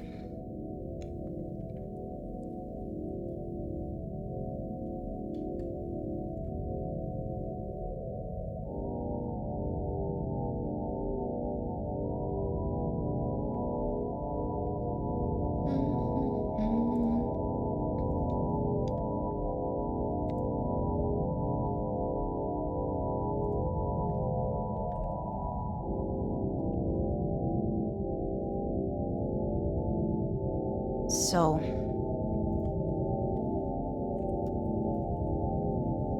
we to miss 3 more.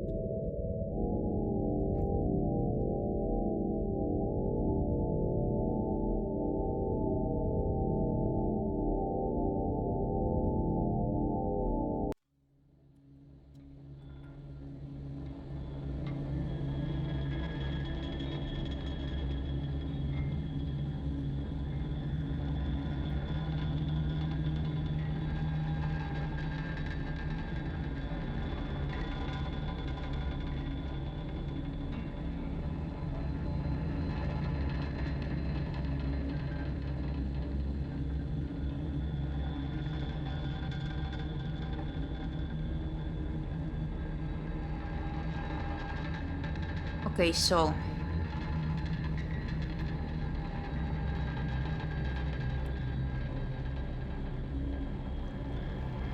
once again,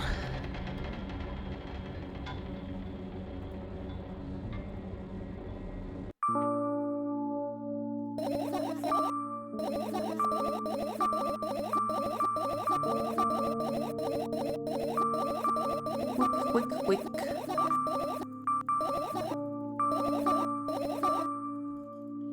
Okay.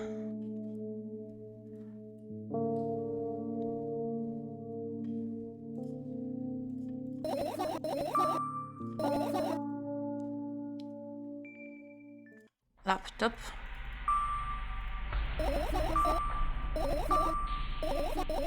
We have to insist about the story.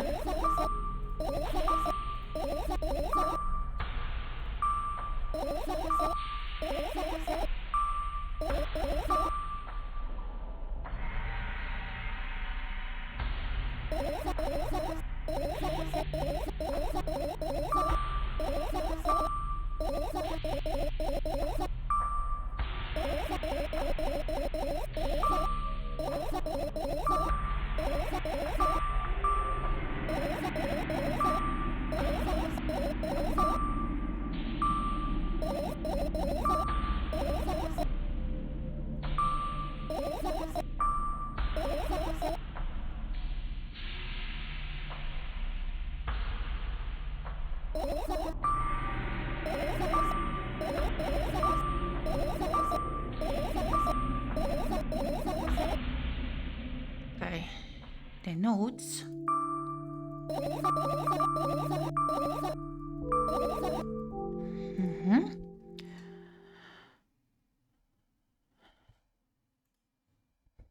Pills.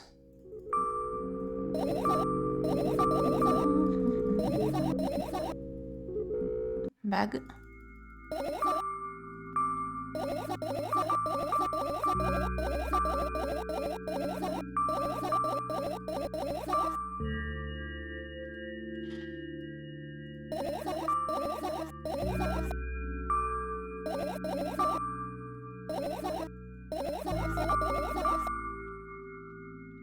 Okay, we're finished.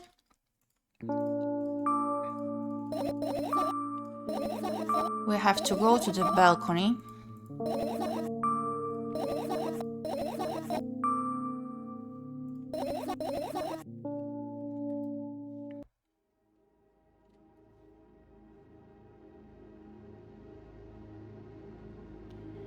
Okay.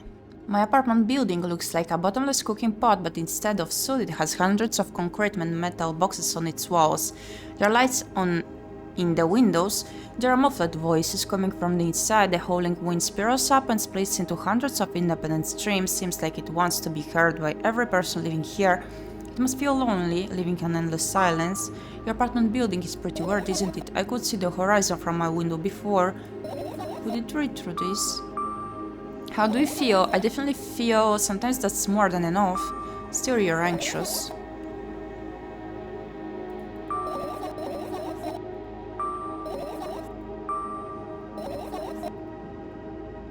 I climb up the metal railing and let my legs hang down. I sneak short glances at the abyss from time to time. It replies with angry, cold breath. That's how we interact, like old friends. Sometimes I feel like the whole world pretends to be crazy. As if it's trying to make me believe in something that doesn't exist. That's weird, isn't it? Yes, but at the same time, it makes me feel a little bit happy. Everything around me was created for my sake, to deceive, trick, confuse me. If that's true, I guess I'm not so crazy myself after all. Another gust of wind blasts against the pot's walls, smashing the glass to dust.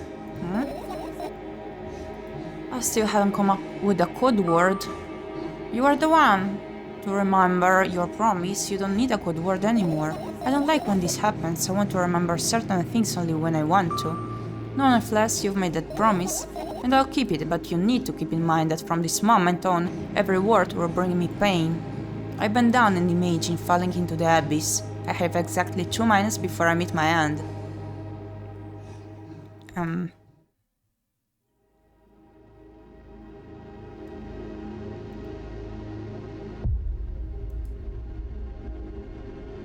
She did jump. I had a friend online, my best friend. Even though the combination of letters he used instead of his name wasn't that cool. Well, the combination of pixels he had instead of his photo was also boring and unattractive. This is so strange and wrong, breaking the rules of being online. Why was he doing that? Maybe his code was a few lines short?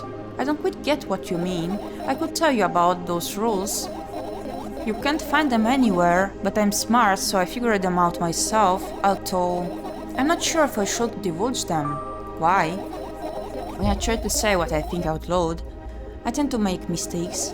If I make just a single one, everything that comes after contradicts my thoughts, and I end up with the opposite position, and I don't want that. According to that logic, it'd be better for you to keep your mouth shut forever. Yeah, that's my dream. Keep my mouth shut, never get up from bed, never see or hear anything. Just dream on and on. Oh, why is everything so terrible?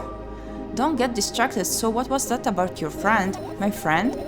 Ah, yes. He was present enough to... Come on, gather your thoughts. He somehow made me believe that he was real. He kept describing someone else's life to me in detail as if it was him, and he expected me to do the same. And then I told him everything about myself without hiding a single thing. I grit my teeth. The wind whips my face without mercy. It slices my skin into uneven stripes, as if it's a piece of thin cloth. He knew more about me than anybody else in the world. You know what he did? Yes. Ahahaha. Sending an army of bots to harass me was probably fun. And what's most important, it was a win-win situation. They spawn here and there, simple bits of code that are effortless to run.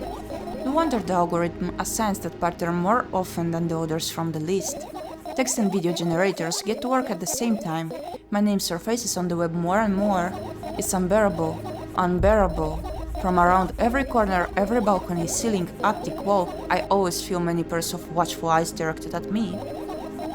And now they watch me from the screens too. But I'll put an end to it. I've decided a long time ago. Though, maybe I only decided that only... My body finally crashes into the ground, smashing into millions of tiny pieces like porcelain. I'm cold, let's go back inside.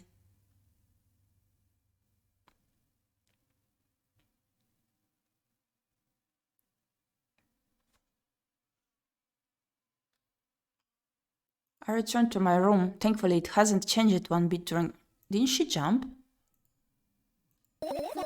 That's it, that's it. That's it. What are you going to do? I'm going to sleep.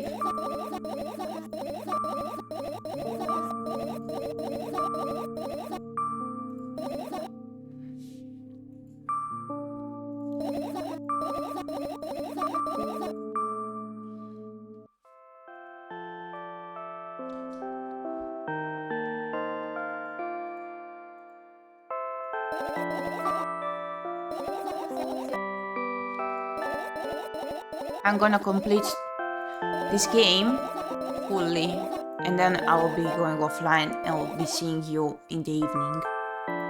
But there are still like 1 or 2 endings more after this one.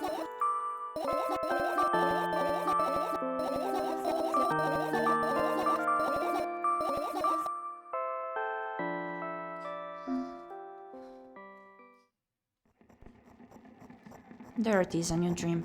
I wake up lying on the cold floor in the center of a cramped room. I look around without standing up. There's no furniture, just naked walls and a single door. I can hear muffled sounds coming from the other side of it. Scary sounds. I hug my knees and wrap myself in my sweater like it's a blanket. It's no use, I'm chilled to the bone. The room is pretty spacious, but I still can shake the feeling that I'm trapped inside a suffocating casket. And the faint blue glow that sneaks in through the keyhole only adds to that feeling. They want to know what's outside, as if on cue. An inhuman roar comes from the other side of the door. It becomes louder and louder, more and more distinct. With every passing second, somebody or something is getting closer. I curl into a ball, trying to take up as little space as possible. Maybe I can become invisible or become smaller in some miraculous way. In the meantime, the hole becomes unbearably loud, but only for a moment. Then it sheepishly backs off. Until I can't hear it anymore, I finally decide to stand up. After I do that, I hear another strange sound. It's coming from right above me now. The ceiling moves upwards, squeaking. Small debris is falling on my head. I squint a little, then raise my hand, trying to touch the ceiling, but it suddenly starts to rise quicker and instantly disappears into the darkness. I'm not in a casket anymore. Well, it wasn't exactly a casket now. It was a well in the form of a casket. The room becomes darker and colder. I have to do something at some point. Hours pass, I frantically run from one wall to another, delirious. The walls run away from me, making the already spacious room even bigger. In the end, I stand amidst endless darkness, and only the door is watching me with its eye. I kept purposefully avoiding it. I could sometimes hear horrifying rustles and calls on the outside. However, now I don't even have a chance anymore. I slowly come up to the door and reach out toward it. And as expected, the door also moves away from me. I continue moving forward. With my hands stretched out, I don't want to lose the only source of light in this pitch-black darkness. At some point I get tired of sneaking up on the door, like it's some wild animal, so I lunge at it, trying to grab the handle. However, at the last moment the door whizzes away and I fall to the cold floor, unable to keep my balance. It hurts. Stupid door, stupid, nasty, cursed door, I hate you, I hate you! I scream at the top of my lungs. I finally let out the despair that I had bottled up. I slowly realize how horrible the situation I ended up in is. No, no, no, no, no, no, no! I don't stop screaming for a moment because I'm scared to end up in complete silence. If the reality around me disappears, my twisted imagination will take over, and the real thing I have right now is my voice. Hey, I can hear you! A voice coming from the other side of the door. I'm here! Come closer! I scream twice as hard as before. I scream until my throat hurts, until my ears start buzzing. My biggest wish right now is to keep in touch with that person, whoever they are. Hey, where are you? I rush toward the door, stumbling on the way. I keep running for a minute, for 10 minutes, but the door isn't even an inch closer. At the same time, the distance between us haven't grown either, which means I match it in speed. I just need to make one final push. I gather the last bit of strength I have and push my legs off the ground. The jump feels like an eternity. I stretch out my hand, almost touching the scratchy wood.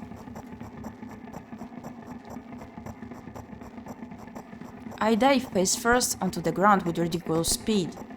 I slid at least 30 more feet like that, thanks to inertia, leaving behind a bloody trail. My hand is still outstretched, trying to grab empty space. Ah! Tears stream down my face, making the numerous scratches burn. I try to wipe them, but I scream and yank my hand away the moment I touch my face. My lips and nose are now a mushy mess. Somebody help! The other side of the door is completely silent.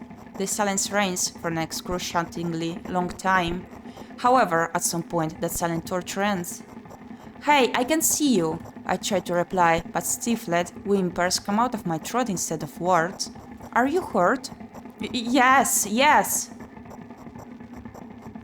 I stand up from my knees despite continuing to cry. I take a couple of deep breaths and start running again. I keep running for hours. I feel like the door is closer to me by an inch or two now. I almost let myself stop for rest at the thought. I can't rest. I catch up to it sooner or later. The voice from the other side of the door keeps asking me how I feel. I let out heavy, ragged breaths in reply. I'm far from exhaustion if I utter even a single word. Still, I'm thankful to them and don't want them to become silent. After another hour passes, I barely scratch the handle with my nails. I'm almost there. I'm so scared. Why aren't you doing anything? Why are they doing this to me? Don't they understand how painful this is for me? Almost there. You're scaring me. Go away. Rage fills my brain. I ignore the pain in my bones and channel all my strength into one final jump. No! Go away! I firmly grasp the handle and open the door. Blinding light hits my eyes. I lose the ground beneath my feet and start falling.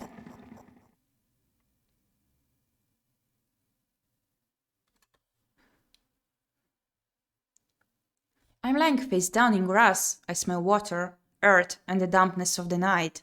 And grass, of course. The wind tickles the back of my head. It hows and jumps around restlessly.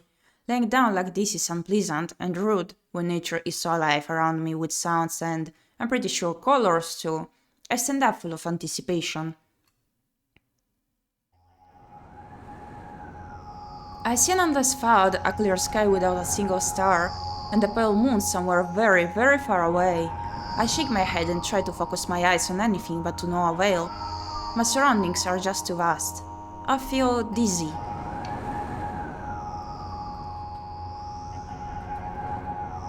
Bam! I'm lying in the thick, wet grass again, but this time I'm looking at the darkness of a night sky. Instead of just darkness, is there any real difference though? The wind howls. It's clearly upset, but what can I do about it? I hear an indiscernible echo coming from far away. A wolf or someone else. Does it even matter? I'm in the grass, nobody can see me. Oh, the echo draws closer and closer. At some point I realize that it's not a wolf. I jump up and start turning my head in panic. Where's the sound coming from? I haven't said that out loud, but got an instant reply. Ooh, hey, I can hear you. My voice runs across the cloud, mixing with the rustle of the grass and the howls of the wind. It feels like it's about to get absorbed by them, but...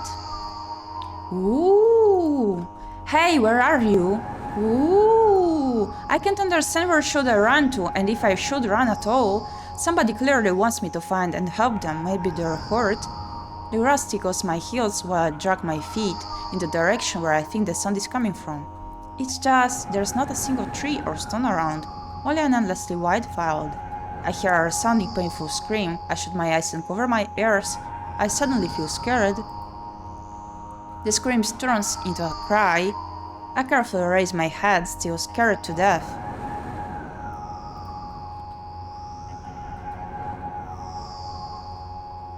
Somewhere very far away, among the thick grass, I spot a silhouette, just a small black spot, but... Hey, I can see you! The silhouette doesn't move, but the sound is definitely coming from its direction. No, it's not a scream, more like a whisper or a whiz. Ooh, are you hurt? No reaction again, just muffled sounds. Maybe it's the wind going mad, and the black spot is just a stone or a tree. I walk away, disappointed. 100 stops, 200 steps. Then I turn around. Surprisingly, the spot hasn't become smaller. I start jogging. The grass is no longer tickling me. It's whipping my ankles, leaving cuts. Feeling of panic and unexplainable dread grow inside me. A stone, a tree. What the hell is this field endless? I don't turn around anymore. I know that it's chasing me. The sounds reaching my ears become even stranger, louder and more distinct. The wind is bullying me too, huh? Isn't that right? That's the case, right? Finally, I stop. I run out of breath. I'm at the brink of dying, at least I think so. Ooh! The horrifying voice is coming right from behind me. I turn around instinctively and, for some reason, try to shield my face but end up losing balance and falling to the ground. The grass replies with a nasty cackling rustle. Ooh, I've had enough. I spring up. The silhouette is still there, at the same distance as before. It's standing there without moving an inch. I'm scared here, you know. Why won't you do anything?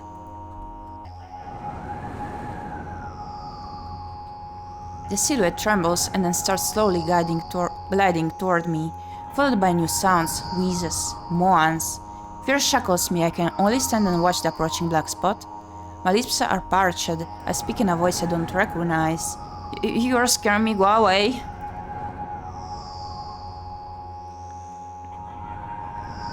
After that, the spot expands rapidly and, in the blink of an eye, most of the sky and the field is consumed by the sticky cold darkness.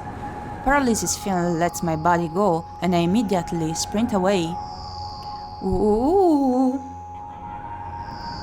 I run so fast that the grass turns into a dark grey mush under my feet. I slip up, fall, run again. Ooh! No, no, no, no, no, no, no! Ooh!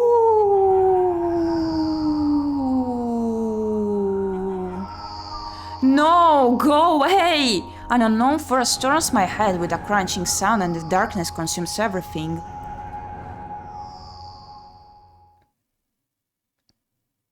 I wake up on the cold floor in the center of a cramped room.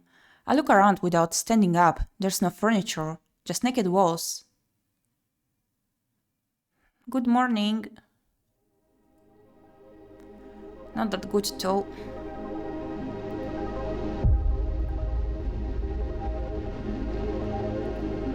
Okay, so last ending.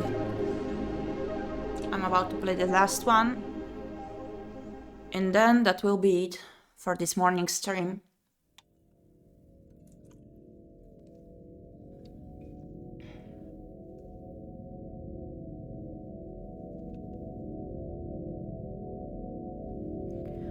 I think I managed to finish almost a liter of water. Wow.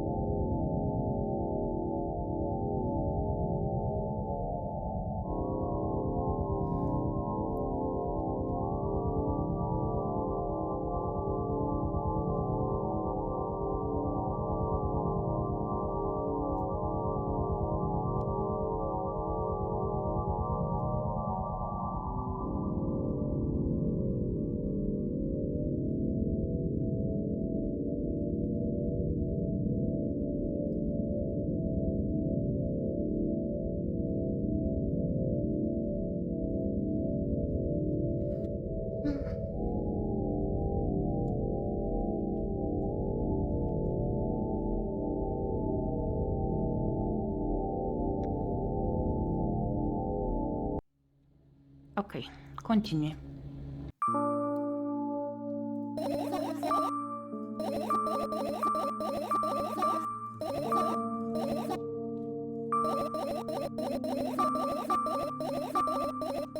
Last one.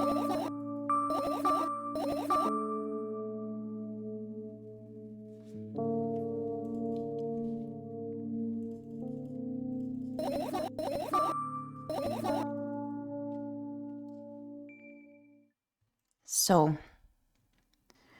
notes, pills, laptop.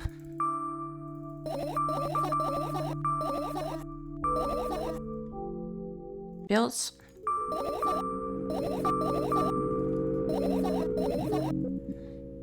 Laptop.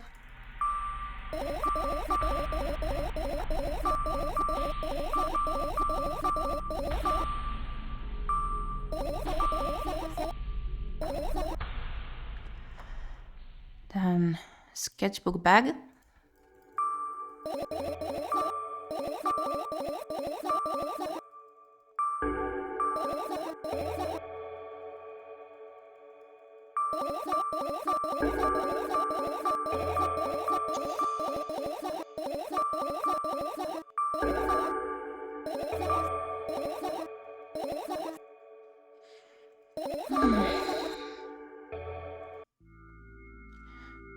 Okay, the bag.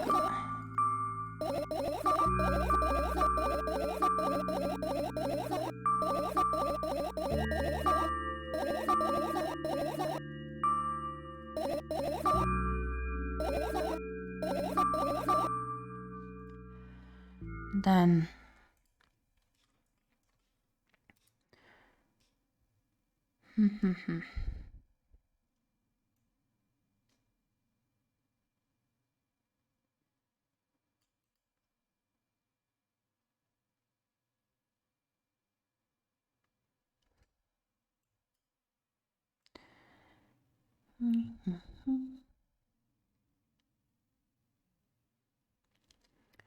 okay, so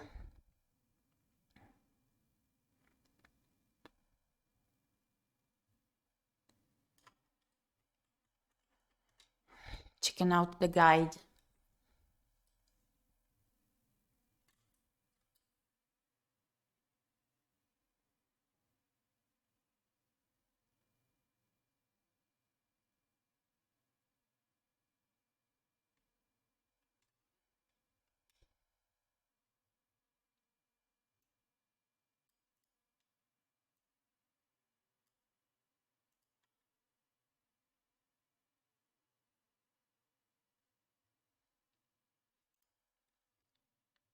Here it is.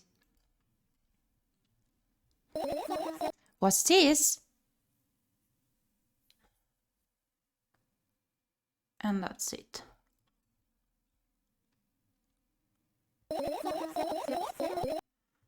You found all the fireflies. Amazing, I guess. I managed to gather my thoughts, but something still worries me. On the other hand, I wasn't supposed to be happy anyway. Why not?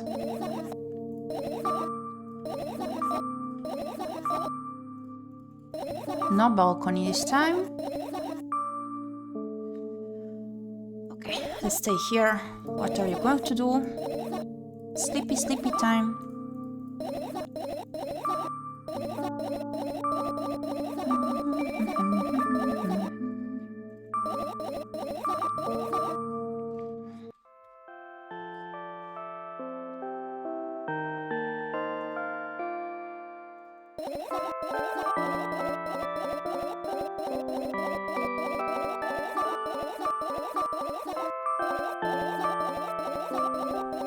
It surely would have been way too complicated for me to reach all of the different scenes without a guide.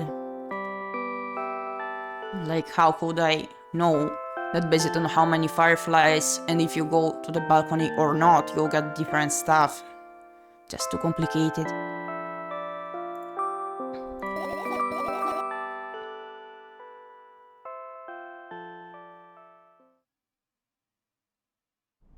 Yeah, the routing seems a bit confusing. Yeah. And this is the last one. Hello, thank you for choosing our pizzeria. Because the latest secret item we interacted with, we did find in the room, was the pizzeria number. You know, this place is so empty, though I don't feel particularly good or bad because of it. I'm all alone, but at the same time it feels like I'm not. There's a lot of thoughts in my head, they always keep me entertained. I can create a whole world with them. I'm sure it will be able to fill the void around me if I try hard enough. Although, no matter how much I think, my surroundings don't change. Yes, things happen in my head, but they never left its premises. And it's not like I tried to suppress them, maybe they were afraid to come out?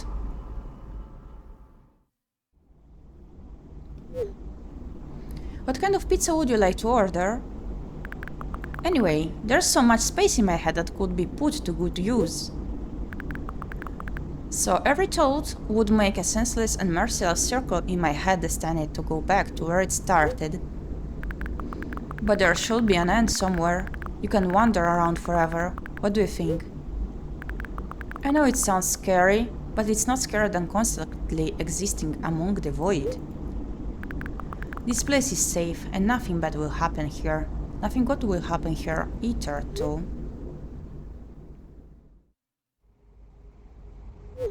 Please note that we have a special offer right now. 3 pizzas for the price of 2. Yeah, there's probably nothing good in having the same thoughts over and over. What's the point of having them anyway? I could have escaped from here, but I feel like my thoughts aren't helping me at all. They should be ashamed, probably. It's nobody's fault that I can't even see a door here. I would have had it easier with 1. 3 for the price of 2. I'm on my way. Same. I tried to find it. It turned out to be a waste of time. For some reason, totally not the reason that I actually love food. Each time that pizza pops up in some game, I crave pizza so bad. In the end, I don't think I eat pizza that often. Like, not the one from pizzeria at the very least. And it's so good over here. I wonder if I can afford one soon. It will be great. I tried to find it. It turned out to be a waste of time. No matter where I look, it's not looking good. Pun not intended. And that strips me of the last bit of hope for salvation. We also have a discount program for new customers. You can learn more about it on your account page. Don't you think that me being here is also a waste of time? What's the point of that? I can just keep on thinking, and even then my thoughts are as meaningless and empty as everything else. Does it mean that I'm not feeling the void, but I'm a part of it? Then why should I feel anything? Why should I know that I exist? Although I'm not even sure about that. This place is always neither warm nor cold, it's neutral. But at the same time, if I think about warmth, I feel warm. Maybe this word corresponds to my thoughts. I wouldn't want to admit that I'm completely empty. I'm not the reason everything had disappeared, right?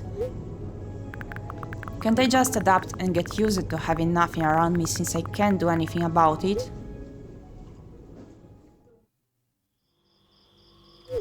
Are you ready to make your order? Yes, that's right. I shouldn't care. It's empty here and makes me feel neither good nor bad. I'm all alone, but at the same time, it feels like I'm not. There are a lot of thoughts in my head that always keep me entertained. I can create a whole world with them. This place is safe and nothing bad will happen here. Nothing good will happen either, though. Me being here is a waste of time. I don't feel the void, I'm part of it. This strips me of the last bit of hope for salvation. I shouldn't care. It's empty here and it makes me feel neither good nor bad. It's nobody's fault that I can't even see a door here. What's the point in having one? I feel like nobody is helping me. They should feel ashamed. I wouldn't want to admit it, but I'm all alone here. I can't do anything about it.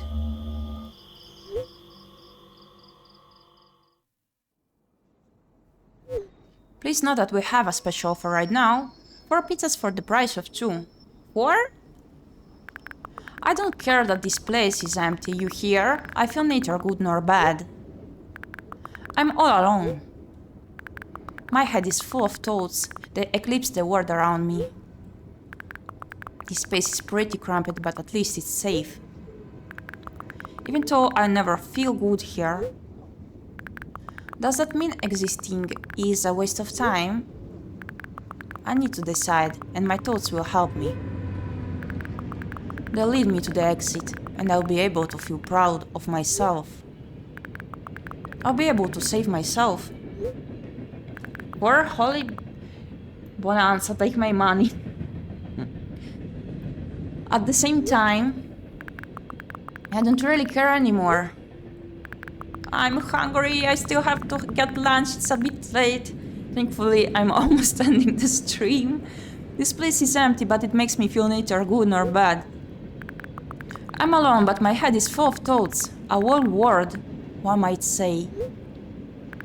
If I try hard enough, you'd be able to feel all the void around me.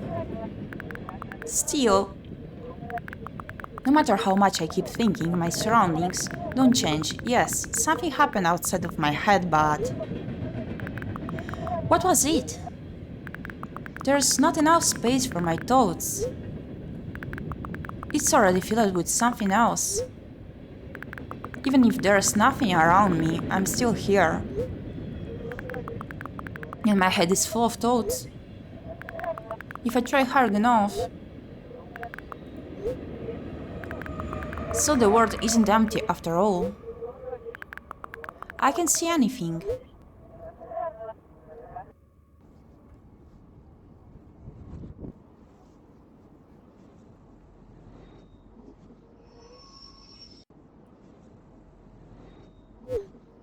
Session timeout, please reload the page. What?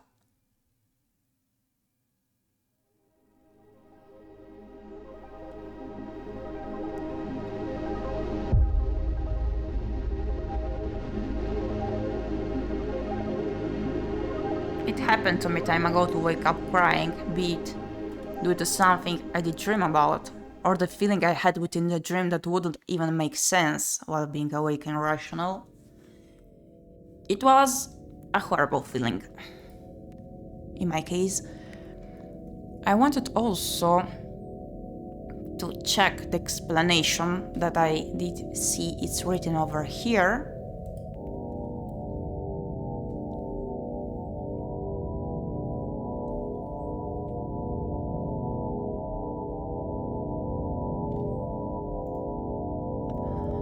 Also, oh, I did see. In the room, while we are looking for the fireflies, the item on the left that I couldn't interact with is supposed to be boxes of milk. And then in the room we're lying at, where the character is lying down, there's a QR code on the right corner, in the top right corner. I might check that out while offline. And then I wanna read the lore explanation, I guess. If it's good, I'm gonna take a quick eye right now at it.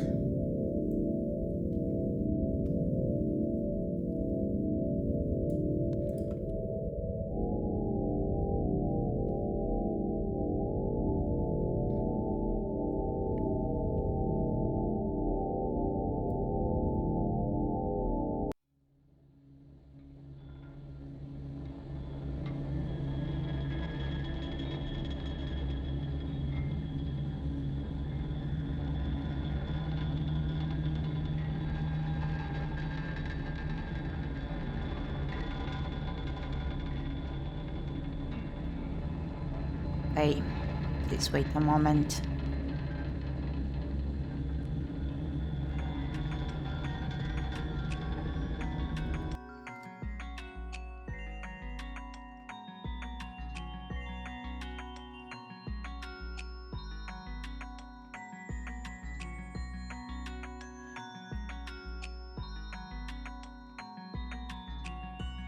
Okay, so it does mention the moving background and wonders if there's some meaning or symbol behind it.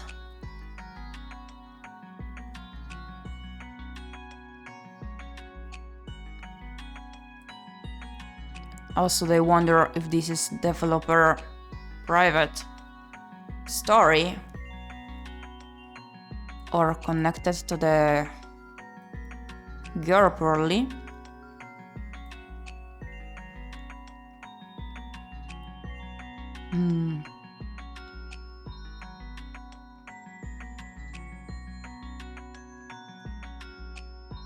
I'm trying to read through it quickly so I can read aloud what is more interesting instead of just reading the whole thing.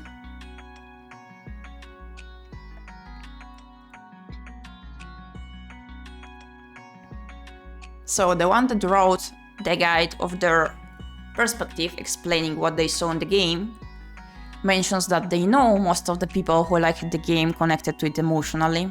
Maybe they could relate to it one way or another. Well, I was driven way more by curiosity, not gonna lie, and I can't even describe to you how I dislike puzzles and open questions.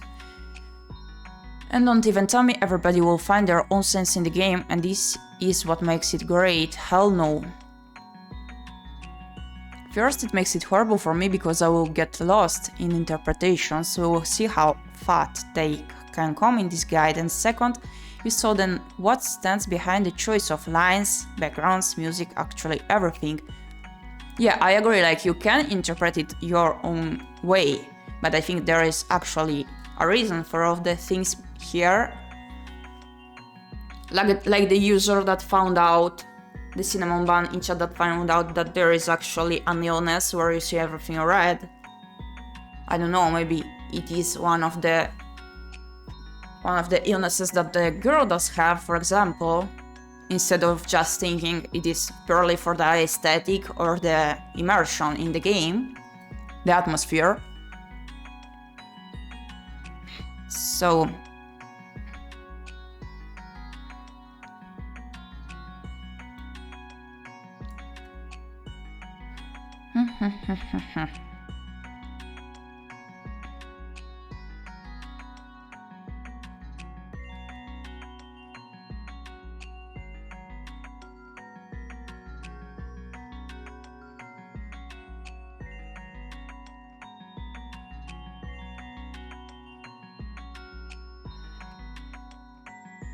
about the first game, not the one that I just played, the one that I played before, The game felt raw and straightforward with the message. It was also short, more concentrated and fixed about its topic and environment. We see the world through the eyes of the girl and experience one single episode from her life, not really big to understand and interpret, while Milk Outside, the one that we just played, second game, gave me a strong feeling that the developer put his own fears, concerns, thoughts, vision both in the girl's head and the environment. It's not necessarily only about the girl. I'll explain below what made me think so. Only this thought helped me to replay the game again and get rid of the annoyance. With these two tiny points, first thing I would like to make a short note on are the game's titles. Out is that the milk are thoughts located inside the head, the bag. In the first game, they are raw but concentrated, controlled and locked in one simple episode, going to a store and buying milk. The milk outside represents the thoughts and colors spilled around. These thoughts can be seen by us, readers. They can also be outside the girl's eyes. Why the title repeats itself? Because somebody likes pyramidal construction of sentences. The player is just a witness of the girl's thoughts and doesn't really have control. We appear to have choices when she's under some sort of medication.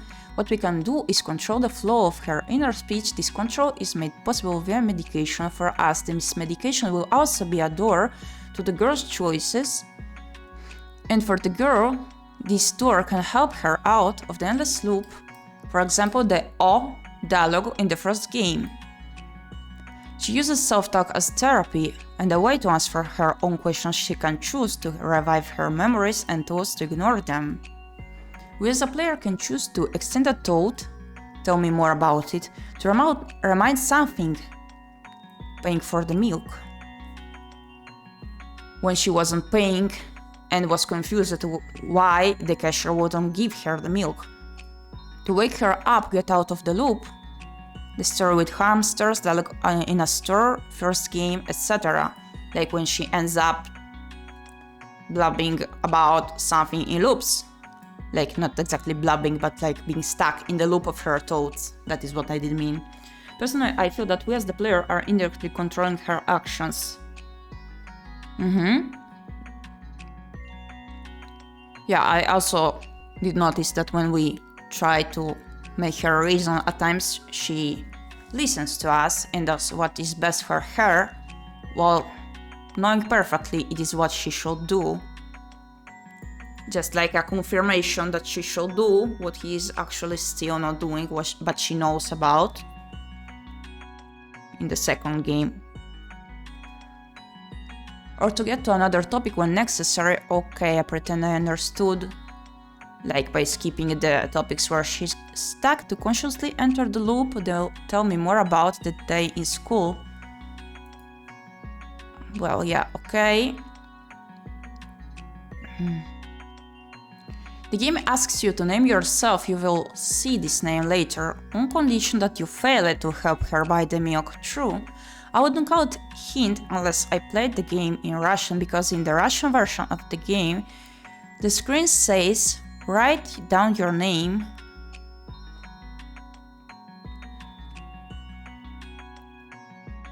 The text in Russian says, type your name just like on the packet.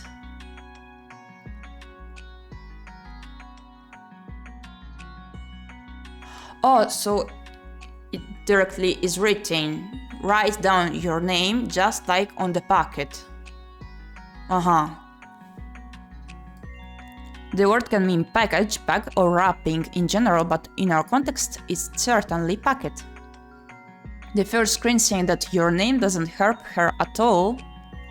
I could have escaped it from here, but I feel like my thoughts aren't helping me at all. It is a reference to the first game, where she was escaping in the second. In the first game, when we filed it, she stated that phrase.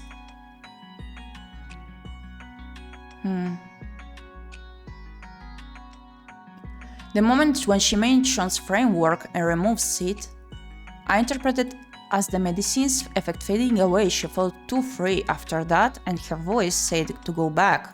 We don't have any control anymore once she enters her apartment. and we won't until she takes the medication again. Note that the second game starts exactly when the first ends, so it's a straight continuation. We're still able to see her thoughts, but we can't control them. They appear, and the only thing we can do is to read them. We can't interfere. The medicine stopped working on her way back first game, shortly after the framework fell off. At the same time, she enables us to participate in her inner dialogue when she takes pills in front of the mirror in the second game. First she looks at them with disgust, but then she uses her imagination so she can take them and drown in her healing effects she just invented. The new medicine she took in the first game can also be among those she just swallowed, so the player is not exactly the medicine, we're a conscious spark which appears thanks to her taking the medicine. Shortly after this sequence, a black screen with "Hey" will appear, clicking on which would mean that we entered the game again. Wow, I did not analyze that much even though I tried while playing it. This usually sure took some time while unfolding all of that. We still act in the field of her framework and fixated on her, and of course she also mentions that tomorrow she won't take any pills, and we would ask whether it means goodbye, meaning we won't participate anymore, and potentially meaning the third game would come out either. Aww. Problematic family. Mom, our first encounter with the girl's mom happens in the end of first game. What we see is a creepy, lifeless, symmetrical humanoid face without any wrinkle or emotion on it, with empty black eyes, not the closest possible description of the term mom usually used by the people. In the second game we see an extended version of mom, big formless creatures with tentacles. Still doesn't sound nor looks better, but don't forget that we are only able to see mom with girl's eyes in both games, and we can't really know what she said in second game when a sharp tentacle pierced the girl's veins. I really want to emphasize the speech sounds. In the milk inside, did you bring milk? Did your new medicine help? Go to bed. Neither of those were said in capital letter. There was no screen text shake, so I assumed the girl heard what the mom actually said. Yes, the mom's words were slowed down, but it put it on the girl's fear. When you are afraid, you take every single sip with attention. And while you are expecting something bad to happen, especially from this very person standing in front of you, you listen intensely so that it appears almost in slow motion. Mom's phrases in the milk inside are dry, short and straight to the point. They didn't come necessary to me as super hostile. My guesses are she chosen those words because they are easy enough for the girl to be properly processed and understood, so loops like that happen in the store don't occur. She as well is devastated by her situation. Husband committed suicide, doctor has numerous severe mental illnesses. She doesn't see any way out of it and understands there is no real perspective and possibilities to fix things. She is sick and tired and has an emotional burnout. Even psychiatrical professionals can develop such type of fatigue, say, if they work on a daily basis with the mentally challenged people. They will have to take a leave to preserve their own sanity and restore. The mother doesn't show anything for her own sake. The girl won't realize it, and in the milk's eyes, it's just a monstrous, formless creature she developed a fear for, and she can't read her. Unknown equals to bad, scary. Milk also mentioned that their family was a problematic one. In the milk outside, she is presented in a most monstrous possible way, and her appearance accompanied by a very violent, dark, doomed soundtrack, which gave me a feeling that I was hit in the stomach by a sledgehammer. Note that this time her speech box is in caps and shaking.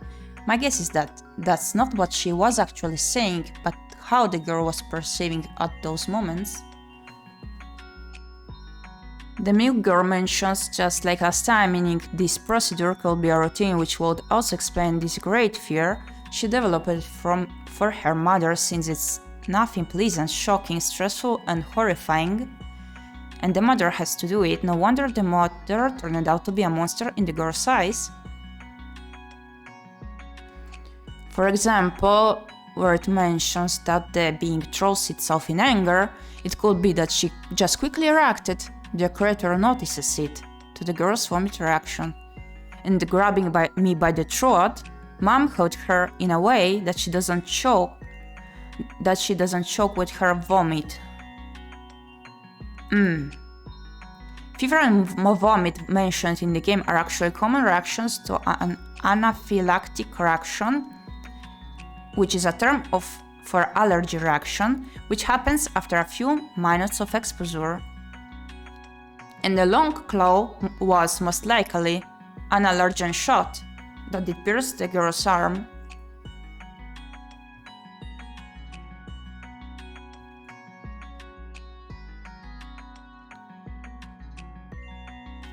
About the milk girl, the one appearing in the scenes of the dream, for example, I think it would be a mistake to start analyzing the girl's deviations in order to understand her. The point of the game is not to understand the girl through her symptoms. Most obvious condition she has is autism. Do we need to name the rest of the diagnosis? I don't really see the point in that unless you have to perform a dry psychoanalysis of a fiction character. In addition to that, you'd need a special knowledge in the field. I don't think the game's target audience is supposed to have it. What can you do though is to understand from an ordinary human point of view. She takes her distorted perception of reality as real. You can see that she's craving for a friend or in communication. She feels isolated, she feels betrayed by somebody. She's in pain, both physical and psychological. She's not fully aware of her condition. She's sensitive and compassionate. The way she treats milk, sorry poor milk, and fireflies. Pay attention how in the first game she thinks it all happened because her father suicided. I think she just needed an explanation for her mind, maybe a justification to get rid of the guilt, which can possibly appear. In both games we see that she exaggerates when she talks about time. It took 2 days for the cashier to finish. As for diseases again, probably several conditions, but the most obvious are: she's on the spectrum, she has OCD, counting steps, avoiding wrong numbers, rigid rules for placement of objects, etc. I don't think finding and naming them all matter much.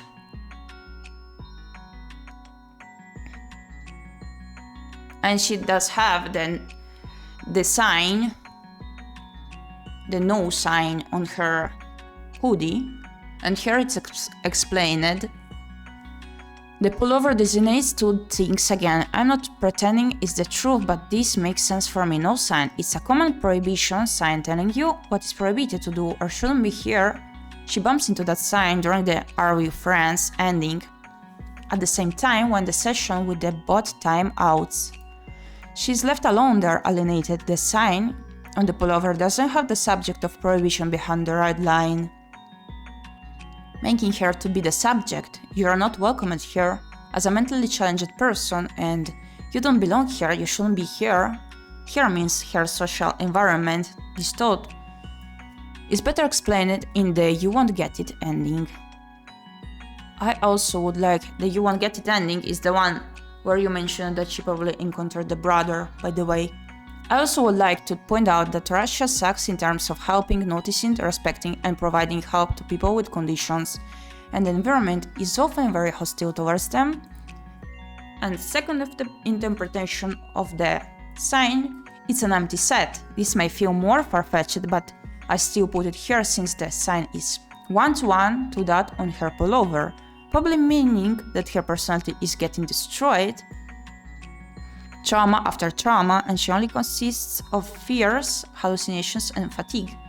At one point she will say, "When I lose something and find it, it's just going back to starting point, no changes at all, a zero sum." Not that it must. An empty set can also be called a void set. The sum of the elements of the empty set or a void set will always be zero. She also point out that fact in the game. This could clarify the meaning of the sign on the hoodie, when she states, "If I lose something, okay." You can see how she reflects about being a part of the void in the "Are We Friends" ending. Or it's just an oh, sucks in the end.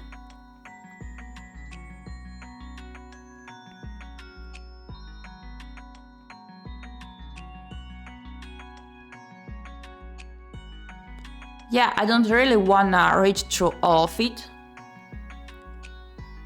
but like it's not bad seeing other people's point of views. Also, they analyze it pretty, like, not even good, more than good. They greatly analyzed both of the games. There are many screenshots compared between the two, and also explained the nightmares, the dreams she did have in the second game. They're compared to other real life things and stuff that she could think.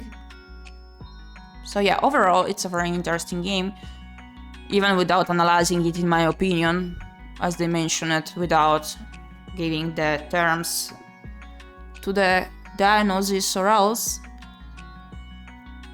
I think it is interesting itself that we can notice and understand, at least in my opinion, that the things there are linked among each other, the ones that we may find to be mysterious, to not understand. Yeah, it had some parts that were dark. Yeah, a lot.